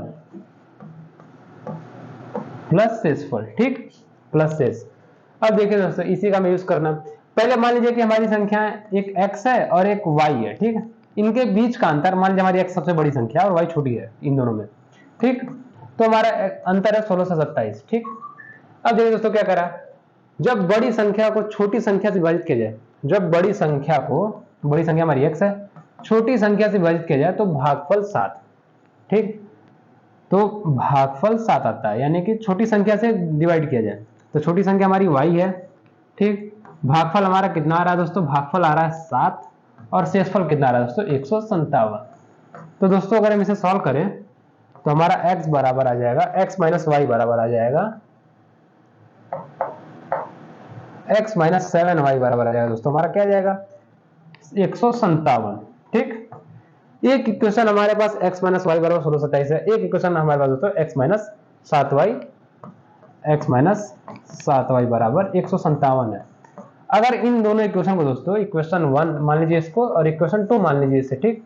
अगर इनको घटा दे तो हमारी x की वैल्यू कट जाएगी, x खत्म हो जाएगा, बचेगा y हमारा, तो y की वैल्यू निकल आएगी जो हमारी छोटी संख्या है। चलिए ठीक है, घटा देते हैं। घटा देने में दोस्तों जानते हैं कि साइन हमारा चेंज हो जाता है, ये प्लस में तो ये माइनस में हो जाएगा, और ये माइनस है तो प्लस में हो जाएगा, और ये माइनस हो जाएगा, ठीक। तो चलिए x देखिए कट गया, y में से 7y में से y घटेगा दोस्तों, कितना आएगा? 6y आ जाएगा। और 1627 में से 157 गया दोस्तों, कितना आ गया? 7 0, 12 में से दोस्तों 5 गया, आ गया 7, और इधर हमारा 5 में से 1 गया दोस्तों 4, ठीक। और इधर हमारा दोस्तों 1। तो देखिए दोस्तों y बराबर हमारा क्या आ जाएगा? y बराबर निकल के आएगा, ठीक। देखिए 6 दूना 12, और हमने 6 से भाग दे रहे हैं इसमें दोस्तों, 6 दूना 12 2, 6 चौक 24, 3 6 5 30, ठीक दोस्तों 245। y बराबर क्या है दोस्तों? 245। अब पूछ रहा है छोटी धन पूर्णांक संख्या के अंकों का योगफल क्या होगा। देखिए ये छोटी संख्या हमारी आ गई, इनके अंकों का योगफल क्या होगा दोस्तों? जब आप जोड़ेंगे अंकों का योगफल 2 + 4 + 5, आप जब जोड़ेंगे तो हमारा आ जाएगा निकल के 11, ठीक। तो दोस्तों हमारा आंसर हो जाएगा ऑप्शन नंबर 2 11, ठीक दोस्तों। उम्मीद करता हूं आपको ये क्वेश्चन, ये भी आपको क्वेश्चन आ गया होगा अच्छे से। तो आइए बढ़ते हैं अपने अगले क्वेश्चन पे। देखिए दोस्तों इस क्वेश्चन करने से पहले थोड़ी टाइपिंग मिस्टेक है, आप ध्यान दीजिएगा। इधर हमारा दोस्तों 8 9 के ऊपर हमारा पूरा बार है, और एक हमारा 8 के ऊपर केवल बार है, ठीक। अब दोस्तों हमारा सवाल कंप्लीट हो गया। अब आप दोस्तों इस क्वेश्चन को कीजिए। ठीक, उम्मीद कर रहा हूँ दोस्तों आपने क्वेश्चन कर लिया होगा, आपका आंसर आ गया होगा। ना आंसर आया तो फिर दोस्तों आप मेरा प्रोसेस देखिए। दोस्तों देखिए इसमें हमारा क्या रूल लगेगा दोस्तों, बोर्ड मास का लगेगा। क्या रूल लगेगा, बोर्ड मास का। ठीक, तो देखिए बोर्ड मास में दोस्तों पहले हम ब्रैकेट को सॉल्व करते हैं। चलिए ब्रैकेट को पहले हम सॉल्व कर लेते हैं। ठीक, देखिए ब्रैकेट में जो है नंबर्स हैं वो थोड़े कॉम्प्लिकेटेड है दोस्तों, तो इसको हम सरल बनाते हैं। ठीक है, अब 0.89 के ऊपर जो बार है दोस्तों, यानी कि हमारा 89 जो है रिपीटिंग में रिपीट हो रहा है दोस्तों बार बार। ठीक, 89 इनफिनाइट तक रिपीट हो रहा है। ठीक, तो दोस्तों इसको हम पी बाई क्यू के फॉर्म में कैसे लिख सकते हैं, आपको मैंने एक शॉर्ट वीडियो आप मेरा देखेंगे दोस्तों, जाके विजिट कीजिएगा, उसमें एक मैंने तरीका बताया है। आप सीधे लिख कीजिएगा 89/99। ठीक, ये हमारा बन गया पी बाई क्यू के फॉर्म में। कैसे बन गया दोस्तों, हमारी दो संख्या रिपीट हो रही, कौन कौन सी रिपीट हो रही, 8 और 9। 8 9 हम अंश में लिख देंगे, और बटे और हर में दोस्तों हम क्या लिखेंगे, डिनोमिनेटर में हम देखेंगे हमारी दो संख्या रिपीट हो रही है तो हम 2 बार 9 लिख देंगे। ठीक, अब देखिए दोस्तों इस 0.98 को हम बनाते हैं पी बाई क्यू के फॉर्म में। कैसे बनाएंगे, 0.99 और बार 8, इसको हम कैसे बनाएंगे दोस्तों पी बाई क्यू के फॉर्म में, क्योंकि देखिए 8 हमारा जो है दोस्तों रिपीटिंग मोड में 0.988888 आते चला जा रहा है। ठीक, तो हम बार लिख देते हैं सिंपली, बड़ी बड़ी संख्या में लिखने के कारण, इसलिए हम सिंपली बार लिख देते। ठीक, अब देखिए दोस्तों इसको कैसे बनाएंगे, देखिए समझिएगा ध्यान से दोस्तों, इसकी भी शॉर्ट ट्रिक है दोस्तों। देखिए पहले दोस्तों हम देखेंगे हमारी दशमलव के बाद एक संख्या है, दशमलव के बाद कितनी संख्या आ रही है दोस्तों, एक संख्या आ रही है। ठीक, और इस एक संख्या के बाद कितनी संख्या हमारी रिपीट हो रही है, केवल एक संख्या रिपीट हो रही है, 8 रिपीट हो रही है, तो हम केवल एक बार 9 लिख देंगे। क्या लिख देंगे दोस्तों, एक बार 9 लिख देंगे। ठीक, और ये जो हमारी नॉन रिपीटिंग संख्या है दोस्तों, जो हमारी नॉन रिपीटिंग कौन सा अंक है दोस्तों, नॉन रिपीटिंग हमारा 9 है। क्या दोस्तों, नॉन रिपीटिंग 9 है, तो एक ही हमारे नॉन रिपीटिंग है तो हम एक बार 0 लगा देंगे, इसकी आवृत्ति नहीं हो रही है दोस्तों। ठीक, और दोस्तों हम ऊपर एक फार्मूला पहले लिख दिए दोस्तों, ये होता है 9 × a + b/90।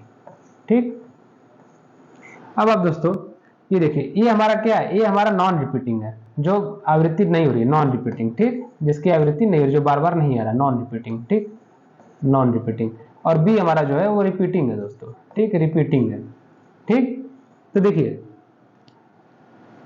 9 यानी कि 9 × 9 + b, यानी कि प्लस b कितना हो गया दोस्तों, 8 हो गया।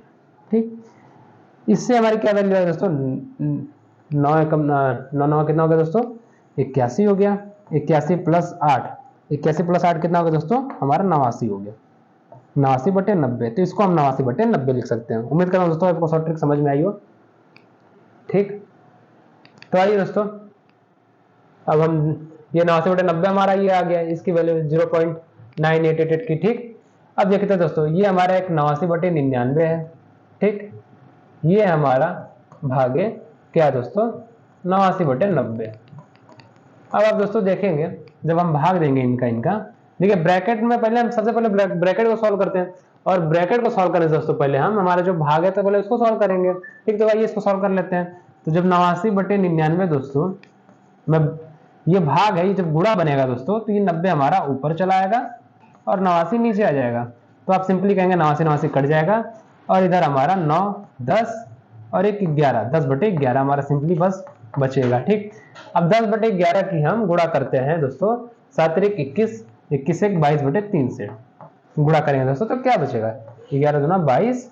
ठीक, 10 दूना 20/3, यानी कि दोस्तों हमारा जो ब्रैकेट में है केवल 20/3। ब्रैकेट को हमने पूरा सॉल्व किया दोस्तों, तो हमारी वैल्यू आ रही है 20/3 आ रही है।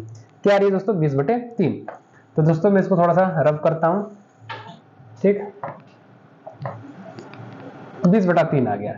ठीक दोस्तों, ये जो 20/3 है दोस्तों, अब देखिए जब हमने 20/3 इधर, अब मान लीजिए दोस्तों ब्रैकेट में 20/3 है, इधर देखिए दोस्तों हमारा ऑफ है। जब ऑफ को सॉल्व करेंगे दोस्तों आप, तो हम क्या लिख सकते हैं, 4/21 भागे ऑफ को जब सॉल्व करते हैं दोस्तों 3 एकम 3 और ये 3/14 आप लिख सकते हैं, बिल्कुल लिख सकते हैं। ये हमने लिख दिया -1/2 गुणे, इसको हम क्या लिख सकते हैं, 1 से 2/3 को दोस्तों 3 एकम 3 और 2 5, 5/3 हम लिख सकते हैं। इधर दोस्तों हमारा प्लस 20/3 आया ही था, और इधर हमारा भाग यानी कि 2 दूना 4 1 5/2 ऐसे लिख सकते हैं। अब देखिए दोस्तों अब हम चलिए भाग को सॉल्व करते हैं। हमने ऑफ को भी सॉल्व करके हटा दिया, भाग को सॉल्व करते हैं। जब आप दोस्तों भाग को सॉल्व करेंगे तो इधर हमारा आ जाएगा 14/3 आ जाएगा। आप कहेंगे हाँ बिल्कुल आ जाएगा। ठीक, इधर हमारा दोस्तों -1/2 गुणे 5/3 वैसे ही रहेगा। जब तक हम भाग को नहीं सॉल्व कर लेते तब तक हम कोई और संख्या पे नहीं बढ़ेंगे। ठीक, किसी और कैलकुलेशन पे नहीं बढ़ेंगे। ठीक, क्योंकि पहले हमें सबसे पहले भाग सॉल्व करना है। ठीक, देखिए ये भाग हमारा फिर इधर है, तो इधर हम इसको लिख सकते हैं दोस्तों 2/5 लिख सकते हैं। ठीक, चलिए अब हमने भाग को सॉल्व कर दिया, बूढ़े बूढ़े को सॉल्व करते हैं दोस्तों। बॉडमास का अपना रूल जानते ही होंगे दोस्तों। ठीक, ये देखिए 5 चौक 20। ठीक, इधर देखेंगे दोस्तों 7 त्रिक 21, 7 दूना 14। ठीक, अब देखिए दोस्तों ये हमारा 8/9 आ गया। कितना आ गया दोस्तों 8/9, 4 दूना 8, 8/9। ये माइनस हमारा 5 एकम 5 और ये 5/6। ठीक, और इधर प्लस दोस्तों हमारा ये 4 दूना 8, 8/3। इसी क्वेश्चन को हम सॉल्व करें, अरे सॉरी इसी वैल्यूज को हम सॉल्व करें दोस्तों, हमारा आंसर आ जाएगा। ठीक, ये जो हमारा, अब देखिए एलसीएम ले लेते हैं दोस्तों 9, 6, 3 का। जब आप एलसीएम लेंगे दोस्तों तो क्या आएगा, आप कहेंगे एलसीएम लेते हैं दोस्तों तो आएगा हमारा 18। ठीक, अब देखिए 9 गुणे 2 18, यानी कि 8 में गुणे 2 का होगा 16। ठीक, ये 6 गुणे 3 यानी कि 15, 5 में गुणे 3 हो जाएगा, 3 गुणे 6 यानी कि 8 6 48। ठीक, अब ये देखो दोस्तों इसको सॉल्व करें हमारा आंसर आ जाएगा। देखिए 48 16 कितना होता है दोस्तों, ये आप देखिए 16 में से 15 घटाएं दोस्तों कितना आएगा 1, यानी कि 49/18। ठीक, ये आ गया हमारा 49/18। तो देखिए दोस्तों हमारा 49/18 आ गया। ये हमारा आंसर, उम्मीद करता हूँ सबका आंसर आ गया होगा। ये ऑप्शन नंबर सी 49/18 आप दोस्तों टिक कर दीजिएगा। ठीक, तो दोस्तों बढ़ते हैं, बढ़ने से पहले अगले क्वेश्चन दोस्तों मैं समझा दूं।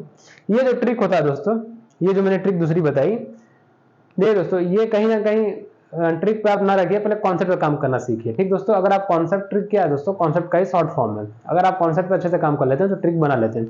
तो दोस्तों मैं इसको अभी आपको डिटेल बता देता हूँ ये कैसे आया। ये हमारा 89/90। तो चलिए आइए इसको पहले मैं बता दूँ आपको। ठीक, तो देखिए दोस्तों हमारे पास संख्या थी 0.98 के ऊपर बार था। ठीक, यानी कि रिपीटिंग मोड पे था। तो दोस्तों इसको हम लिख सकते हैं 0.9888 लिख सकते हैं डॉट डॉट डॉट। इसको हम मान लेते हैं x। ठीक, ये x के बराबर है। ठीक, अब दोस्तों हम 10 का गुणा करते हैं। ठीक, हम 10 का इसलिए गुणा करेंगे क्योंकि हम 8 के बाद नहीं जा सकते कि कितना गुणा करना है। हम 9 के बाद 10 लगा सकते हैं, क्योंकि 8 के बाद तो भाई 8 तो जो है इनफाइनाइट तक है।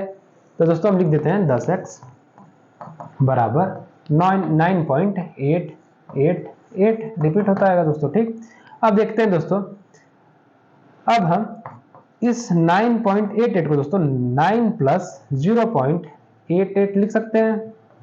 आप कहेंगे हाँ लिख सकते हैं। अब देखिए दोस्तों इस 10x को हम लिख सकते हैं 9 प्लस, अब ये 0.88 है दोस्तों।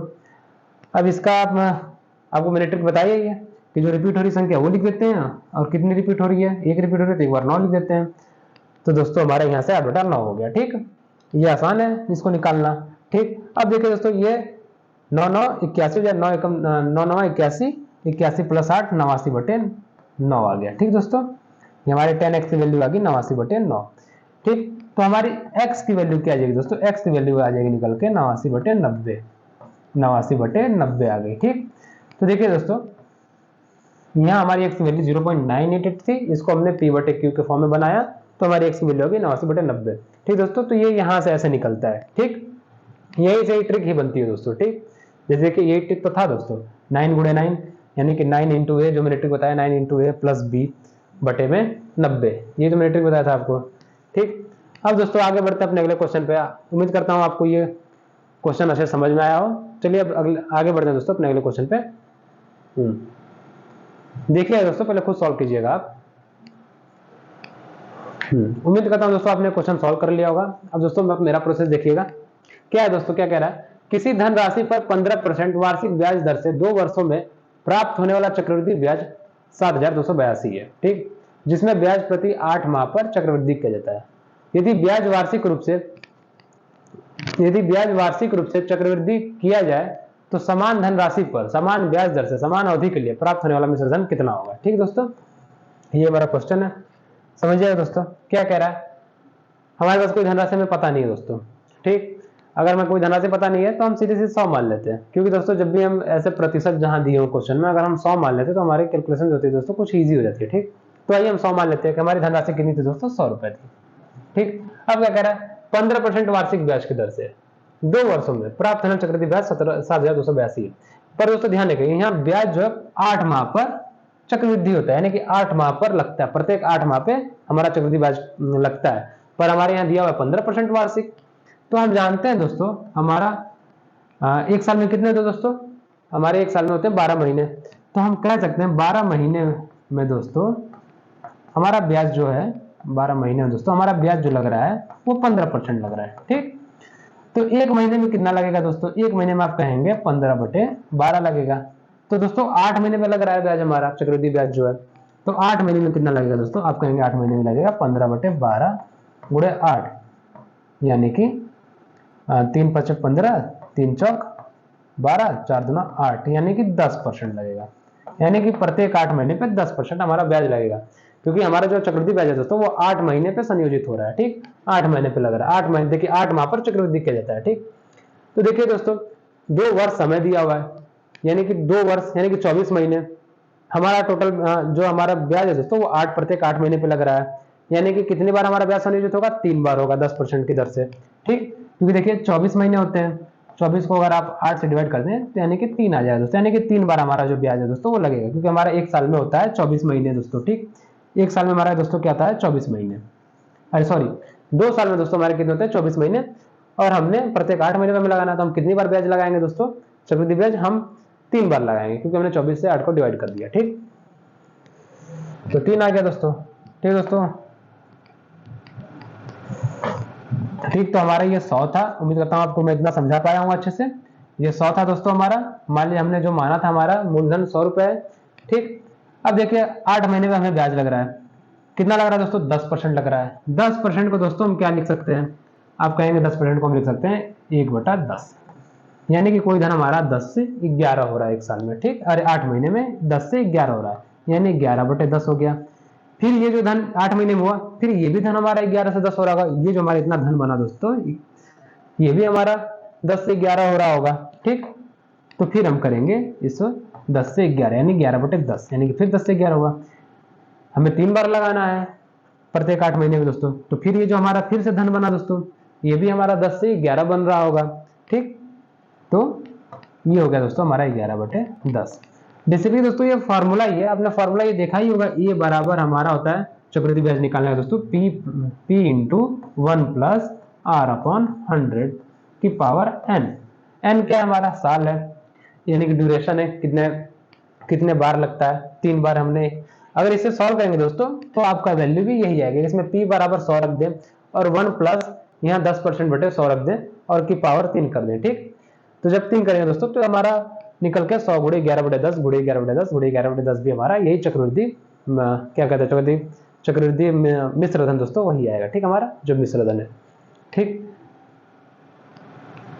तो दोस्तों देखिए इसको हम सॉल्व कर लेते हैं। जब इसको हम सॉल्व करेंगे दोस्तों तो देखिए जो 100 रुपया है वो कितना बन जाएगा, देखिए 2 जीरो से दोस्तों 2 जीरो चला गया हमारा, ठीक। ऊपर बचा हमारा 11³ यानी कि 1331 और नीचे बचा 10, 10 से भाग दिया हमारा बन गया 133.1, यानी कि 100 रुपया से दोस्तों हमारा धन हो रहा था 133.1। 100 रुपया से हमारा धन कितना हो रहा है दोस्तों, हमारा 100 मूलधन हमने माना था, हमारा हो रहा है 133.1। तो दोस्तों कितना ब्याज हुआ चक्रवृद्धि ब्याज, आप कहेंगे 33.1 हुआ। 100 में से अगर आप 133 घटा देंगे दोस्तों, क्योंकि ये 100 से दोस्तों ये 133.1 हो रहा है, तो कितना ब्याज हमने लगाया 33.1। ये 33.1 किसके बराबर है दोस्तों, आप मान लीजिए 7,282 के बराबर है। किसके बराबर दोस्तों, 7,282 के। तो चलिए 7,282 के बराबर कर देते हैं। इससे हम दोस्तों 1 यूनिट की वैल्यू निकाल लेते हैं, क्योंकि हमारी जो हमने दोस्तों चक्रवृद्धि हमारा जो मूलधन था दोस्तों वो हमने 100 यूनिट माना था, ठीक। 100 यूनिट की जो चक्रवृद्धि ब्याज आएगी दोस्तों जो मिश्र धन आया दोस्तों वो 133.1 बन के आया, यानी कि इसका चक्रवृद्धि ब्याज कितना होगा दोस्तों 33.1 यूनिट हो गया। तो 1 यूनिट की वैल्यू क्या आएगी दोस्तों, 1 यूनिट की वैल्यू आएगी हमारी 7,282/33.1, ठीक। अब दोस्तों इसी को सॉल्व करते हैं तो हमारी 1 यूनिट की वैल्यू निकल आएगी। चलिए सॉल्व करते हैं। देखिए 1 दशमलव चला गया, इधर आ गया ऊपर 0, ठीक। ये 331 से अगर आप दोस्तों ले जाएं, चलिए भाग दे लेते हैं दोस्तों, 331 भागे 782, ठीक, 728 दोस्तों, माफ कीजिएगा, 728 और ये 2 जीरो और 1 जीरो, ठीक ठीक दोस्तों, भाग देते हैं, 331 है हमारा ये, ठीक। अब दोस्तों जब भाग देते हैं तो 331 दूना कितना होगा दोस्तों, 662 हो गया। 662 से दोस्तों अगर ये घटा तो 8 में तो हो गया 6, और ये हमारा 12 में से 6 गया 6 और ये 0, फिर इधर फिर हमारा देखिए 331 दूना हो जाएगा 662 और ये 0 तो ये 0, यानी कि 220 बार में चला जाएगा, यानी कि 220 बार में चला जाएगा, यानी कि 220 रुपए। 1 यूनिट की वैल्यू है दोस्तों कितना, 220 रुपए। अगर 1 यूनिट की वैल्यू दोस्तों 220 रुपए है तो हमारी 100 यूनिट की वैल्यू क्या आ जाएगी दोस्तों, आप कहेंगे 22,000 आ जाएगी। क्या आ जाएगी दोस्तों, 22,000 आएगी। 220 गुणे 100 यानी कि 22,000 आ जाएगी, यानी कि 100 यूनिट जो होगा दोस्तों हमारा, 100 यूनिट जो होगा दोस्तों हमारा वो बराबर हो जाएगा 22,000 के, ठीक, 22,000 रुपए का, ठीक। यानी कि हमारा जो मूलधन था दोस्तों, देखिए पहले हमने माना 100 यूनिट, इससे हमने निकाल दिया 22,000 रुपए, निकाल दिया कि नहीं निकाल दिया। तो देखिए हमारा मूलधन कितना था दोस्तों, 22,000 रुपए था, ठीक, 22,000 रुपए, ठीक है। तो अब क्या कह रहा है, यदि ब्याज वार्षिक रूप से, अब जो है ब्याज 8 महीने से न संयोजित होगा दोस्तों, अब वार्षिक रूप से लगा रहा है ब्याज, ठीक। अब देखिए हमारा जो ब्याज का जो ड्यूरेशन है दोस्तों, हमारे जब दर का ड्यूरेशन है दोस्तों, समान अवधि है, उसका ड्यूरेशन सेम है दोस्तों, ठीक। तो अब मिश्र धन कितना होगा, तो चलिए वही फॉर्मूला, ए बराबर P into 1 plus R upon 100 की पावर n, ठीक। अगर वो फॉर्मूला यूज करते हैं दोस्तों तो देखिए इधर दोस्तों कितना था, 15%।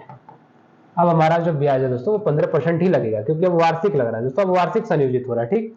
तो 15% को हम क्या लिख सकते हैं दोस्तों, फ्रैक्शन में 15/100, यानी कि हम 5 तियां 15 और ये 20, यानी कि हम 3/20 लिख सकते हैं 15% को, यानी कि हमारा धन जो है दोस्तों वो 23/20 हो रहा होगा, ठीक। 22,000 गुणे 23/20 एक साल में हो जाएगा, यानी कि 20 से 23 चला जा रहा है। ये जो धन है दोस्तों हमारा, ये वाला जो धन फिर से ये 20 से 23 हो जाएगा, ठीक, यानी कि 23/20, ठीक। तो इसी को सॉल्व कर देते हैं, हमारा आंसर निकल के चला आएगा, ठीक। तो चलिए सॉल्व करते हैं। ये 1 जीरो से, ये 2 जीरो से दोस्तों, ये 2 जीरो चले गए, ठीक।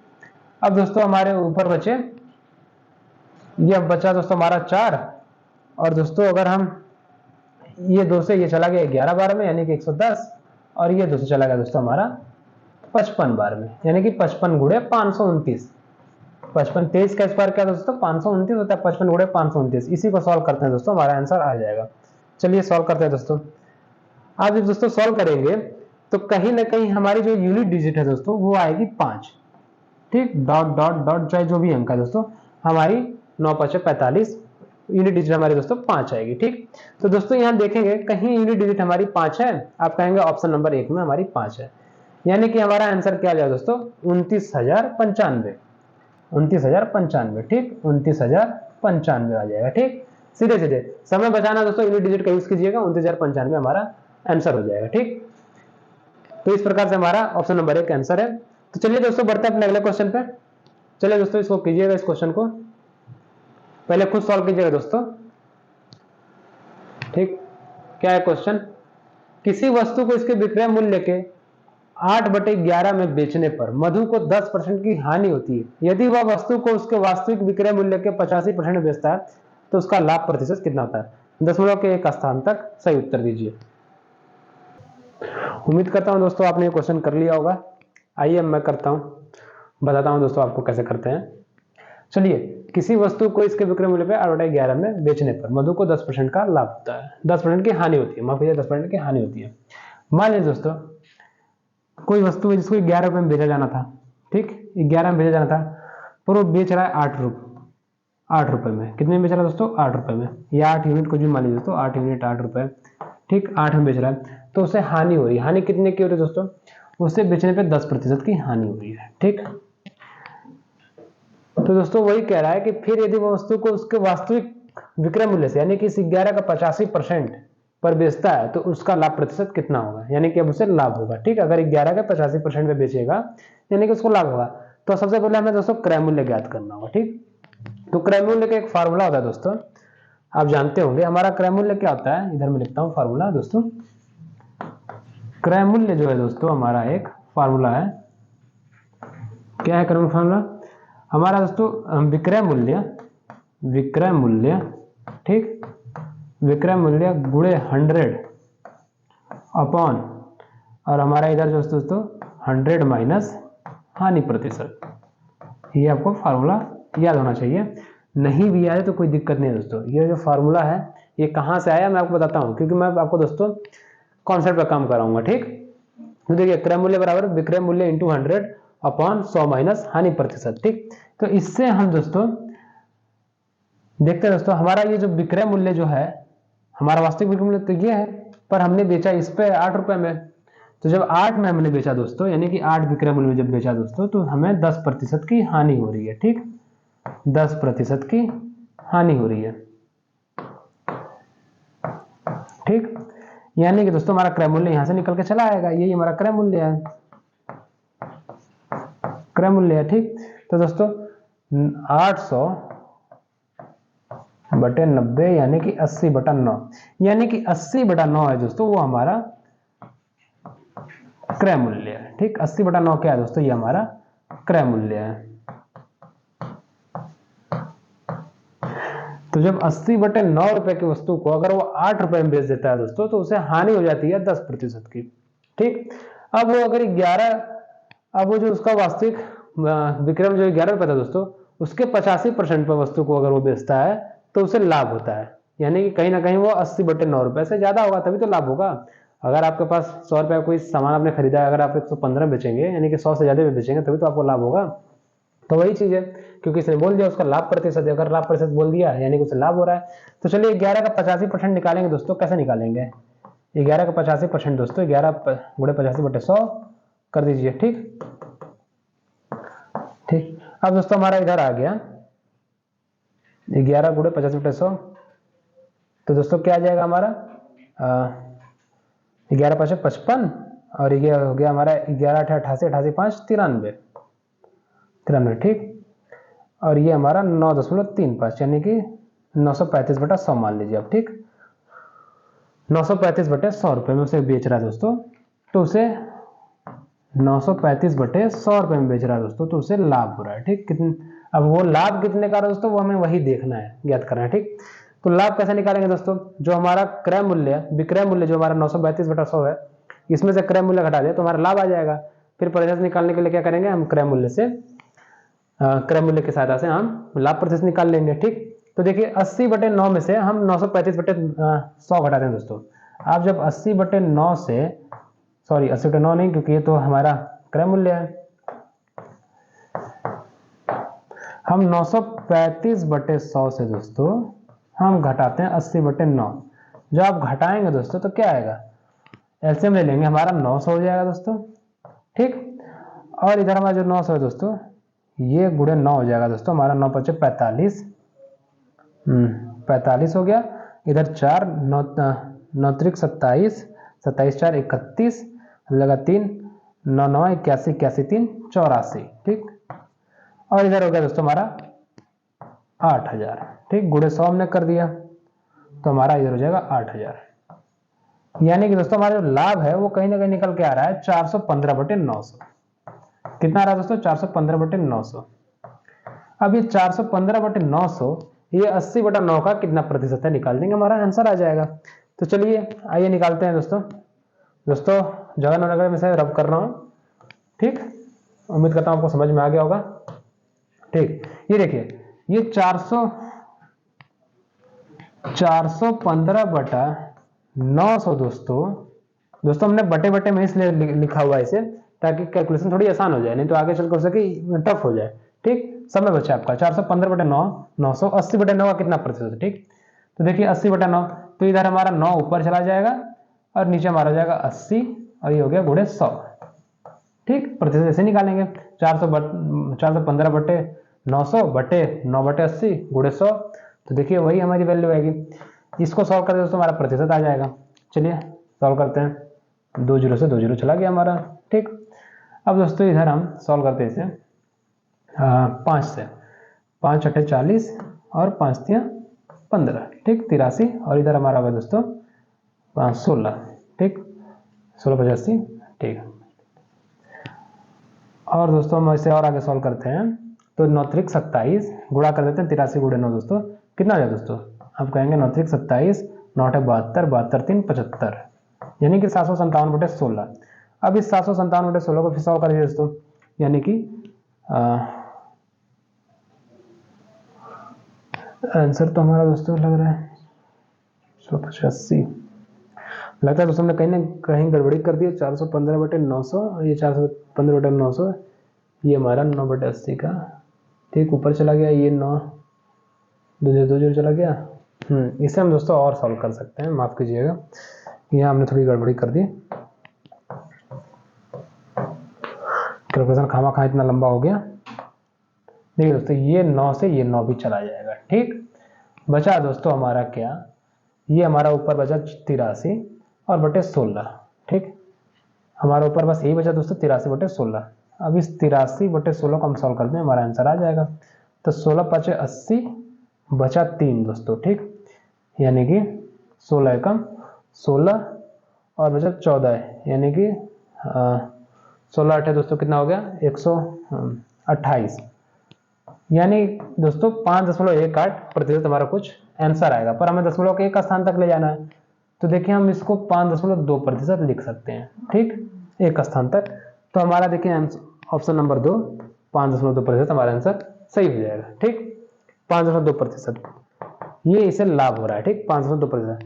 दोस्तों ये देखने को 15 क्वेश्चन है, पर ये 15 क्वेश्चन में आपको लगेगा कि 1.5 घंटे का समय है, 15 क्वेश्चन है, इजी होंगे, हमने इजी से करने का टाइम बचा लेंगे, पर दोस्तों ये 15% में आपकी हालत थोड़ी, ये जो 15 क्वेश्चन है इस 15 क्वेश्चन थोड़ी सी आपकी हालत खराब होगी, इसलिए दोस्तों बार बार प्रैक्टिस सेट जितना हो सके उतना रिवाइज करिए, प्रीवियस ईयर देखिए क्वेश्चंस को, क्योंकि प्रीवियस ईयर देखेंगे दोस्तों तो आपको समझ में आएगा कि क्वेश्चन किस तरह से किस पैटर्न से आते हैं, ठीक। तो दोस्तों आइए बढ़ते हैं अपने आखिरी सवाल की ओर। देखिए ये हमारा क्वेश्चन है, क्वेश्चन नंबर 15, ये हमारा लास्ट क्वेश्चन दोस्तों। ये क्या क्वेश्चन, ए किसी काम के 33 सही 3/3% भाग को 10 दिनों में कर सकता है, और बी उसी काम के 66 सही 2/3% भाग को 8 दिनों में कर सकता है, ठीक दोनों ने एक साथ मिलकर 8 दिनों तक काम किया, शेष काम को सी ने अकेले 3 दिनों में पूरा कर दिया, ए और सी एक साथ मिलकर मूल काम के 5/6 भाग को कितने दिनों में पूरा करेंगे, ठीक दोस्तों सॉल्व कीजिए इसे। उम्मीद करता हूं दोस्तों आपने क्वेश्चन कर लिया होगा। आइए मैं करता हूं, ये किसी काम के 33.5% भाग को 10 दिनों में कर सकता है, ठीक दोस्तों हम 33.5% को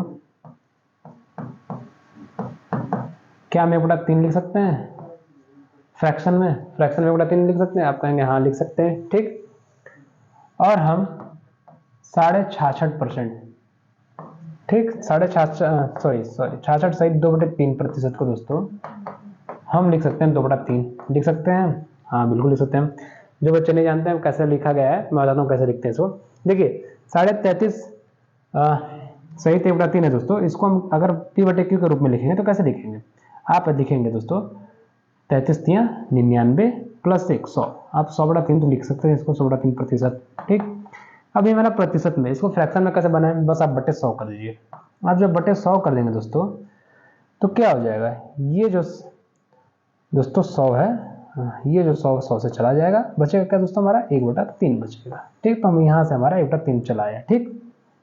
तो दोस्तों आपको मैंने ये समझाया, ठीक तो देखिए ये किसी काम का 1/3, अब मानते हैं 1/3, ठीक ये किसी काम का, ये जो है दोस्तों वो किसी काम का 1/3 10 दिन में करता है, 1/3 करता है 10 दिन में, 10 दिन में काम करता है, ठीक यानी कि दोस्तों 1/3 काम, यानी कि 3 में से एक काम वो 10 दिन में करता है, तो बाकी बचे 2 काम वो कितने दिनों में करेगा, आप कहेंगे वो बाकी बचे 2 काम दोस्तों 10 या 30 दिन, क्योंकि देखिए एक काम अगर वो 10 दिन में करता है तो 3 काम कितने दिन में करेगा 30 दिन में, यानी जो ए का टाइम निकल के आता है दोस्तों काम करने का वो आता है 30 दिन, ठीक ए का कितना आता है दोस्तों 30 दिन आता है, ठीक। अब दोस्तों इधर चलते हैं बी के पास हम, बी दोस्तों किसी काम का 2/3 करता है कितने दिन में दोस्तों वो करता है दोस्तों कितने दिन में? 8 दिन में। 8 दिन में करता है, यानी कि 3 में से 2 काम वो 8 दिनों में करता है, यानी कि 2 काम वो 8 दिनों में करता है, तो 1 काम करेगा 4 दिन में, तो 3 काम कितने दिनों में करेगा दोस्तों? 3 काम करेगा वो 12 दिन में, यानी कि बी का भी काम करने का समय निकल कर चला आया, यानी कि 12 दिन में। यानी ए किसी काम को 30 दिन में करेगा, बी किसी काम को 12 दिन में करेगा। यहाँ से क्लियर है दोस्तों? कहेंगे हाँ क्लियर है। तो चलिए आइए बढ़ते हैं अपने अगले तरीके पे। देखिए ये काम को करता है कितने दिन में दोस्तों? आप कहेंगे 30 दिन में। ठीक, 30 दिन हमारा निकल कर आया था, जगह ना कर दोस्तों मिटा दिया। बी उस काम को कितने दिन में कर रहा है दोस्तों? 12 दिन में।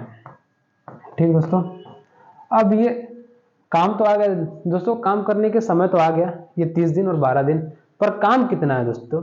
काम करने का दोस्तों हम समय का जो है एलसीएम ले लेते हैं। एलसीएम लेंगे दोस्तों तो एलसीएम होगा 60, यानी कि ये जो अब इससे ये 60 यूनिट मान लीजिए दोस्तों, ये हमारा टोटल काम हो गया। तो 60 यूनिट काम करने में ए को लग रहे हैं 30 दिन, तो एक दिन में उसे काम करने में कितना है? एक दिन वो कितना यूनिट काम कर रहा होगा दोस्तों? आप कहेंगे 2 यूनिट, यानी 2 यूनिट पर डे वो काम कर रहा होगा। ठीक, अब इसी प्रकार देखेंगे बी को 60 यूनिट काम करने में लग रहा है 12 दिन, यानी कि बी एक दिन में 5 यूनिट पर डे काम करेगा। ठीक, देखिए दोस्तों अब इनकी क्षमता निकल के आ गई 2 unit per day, 5 unit per day. अब आगे क्वेश्चन क्या कह रहा है? आगे क्वेश्चन कह रहा है कि दोनों ने एक साथ मिलकर 8 दिनों तक काम किया। ठीक, दोनों ने मिलकर 8 दिनों तक काम किया, यानी कि 5 और 2 7 यूनिट। 7 यूनिट हो गया दोस्तों, दोनों की क्षमता तो 7 यूनिट हो गई, 5 यूनिट और 2 यूनिट 7 यूनिट। दोनों ने 8 दिन तक काम किया, यानी कि 7 गुणे 8 हम कर दें तो कितना काम कर लिया उन्होंने? 56 यूनिट कंप्लीट काम कर दिया, यानी कि 56 यूनिट काम उन्होंने कंप्लीट कर दिया। बचा कितना काम दोस्तों? हमारा जो काम है दोस्तों वो 60 यूनिट का था, बचा हमारे पास 4 यूनिट। तो जो 4 यूनिट है दोस्तों वो सी करता है 3 दिनों में। ठीक, जो 4 यूनिट है दोस्तों वो सी करता है कितने? 3 दिनों में। देखिए 56 में से 60 में से 56 में 4 यूनिट बचा। अब ये सी की क्षमता देखिए दोस्तों, सी अगर 4 यूनिट के काम को 3 दिन में करता है, सी जो है दोस्तों अगर हमारा देखिए क्या कह रहा है, 4 यूनिट के काम को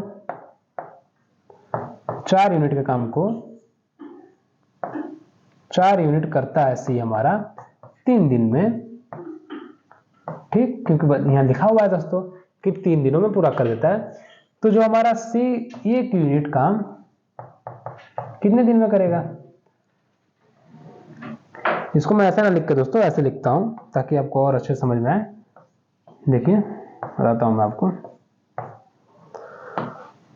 सी जो है हमारा दोस्तों 3 दिन में करता है 4 यूनिट काम। ठीक, ऐसे लिखते हैं 3 दिन में करता है 4 यूनिट। ठीक, तो एक दिन में कितना काम करेगा दोस्तों? एक दिन में वो काम करेगा 4/3 यूनिट, 4/3 यूनिट। ठीक, यानी कि सी की क्षमता आ गई एक दिन में करने की 4/3 यूनिट। इसको हम फ्रैक्शन में रहने देते हैं। ठीक, 4/3 यूनिट। इधर बी का है 2 यूनिट, ए का है 2 यूनिट, बी का 5 यूनिट और सी का 4/3 यूनिट। अब क्या कह रहा है? ए और सी एक साथ मिलकर मूल काम के 5/6 भाग को कितने दिनों में पूरा करेंगे? ठीक, 5/6 भाग को कितने दिनों में पूरा करेंगे? ठीक दोस्तों, देखिए दोस्तों 5/6 मूल काम के, तो मूल काम का 5/6 कितना हो जाएगा? आप कहेंगे 60 का 5/6, यानी कि ये 10 बार में चला गया।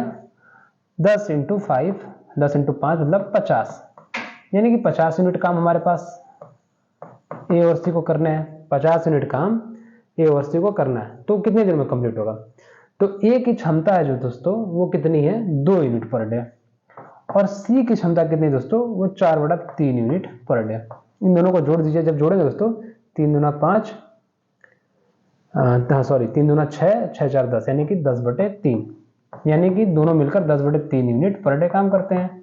ठीक, ये पर डे हो गया, पर डे। काम कितना करना है दोस्तों? 50 यूनिट काम करना है। तो दोस्तों इस 50 में हम जगह ना होने का दोस्तों थोड़ा सा दिक्कत हो सकती है आपको, मैं थोड़ा सा रब कर देता हूं। ठीक दोस्तों, ये जो 50 यूनिट काम है दोस्तों, ये 10/3 यूनिट की क्षमता से कितने दिन में कंप्लीट होगा। ठीक, 10/3 मिनट से ये 3 हमारा ऊपर चला जाएगा। ठीक, तो हम इसको 50 × 3/10 लिख सकते हैं। ये 1 0 से 0 चला गया, यानी कि 15 दिन। यानी कि 15 दिन में हमारा जो ए और सी है वो काम का 5/6 भाग कंप्लीट कर देंगे। तो दोस्तों इस तरह से हमारा ये क्वेश्चन कंप्लीट हुआ। दोस्तों ये जो हमारा प्रैक्टिस सेट है प्रीवियस ईयर का दोस्तों कंप्लीट हुआ।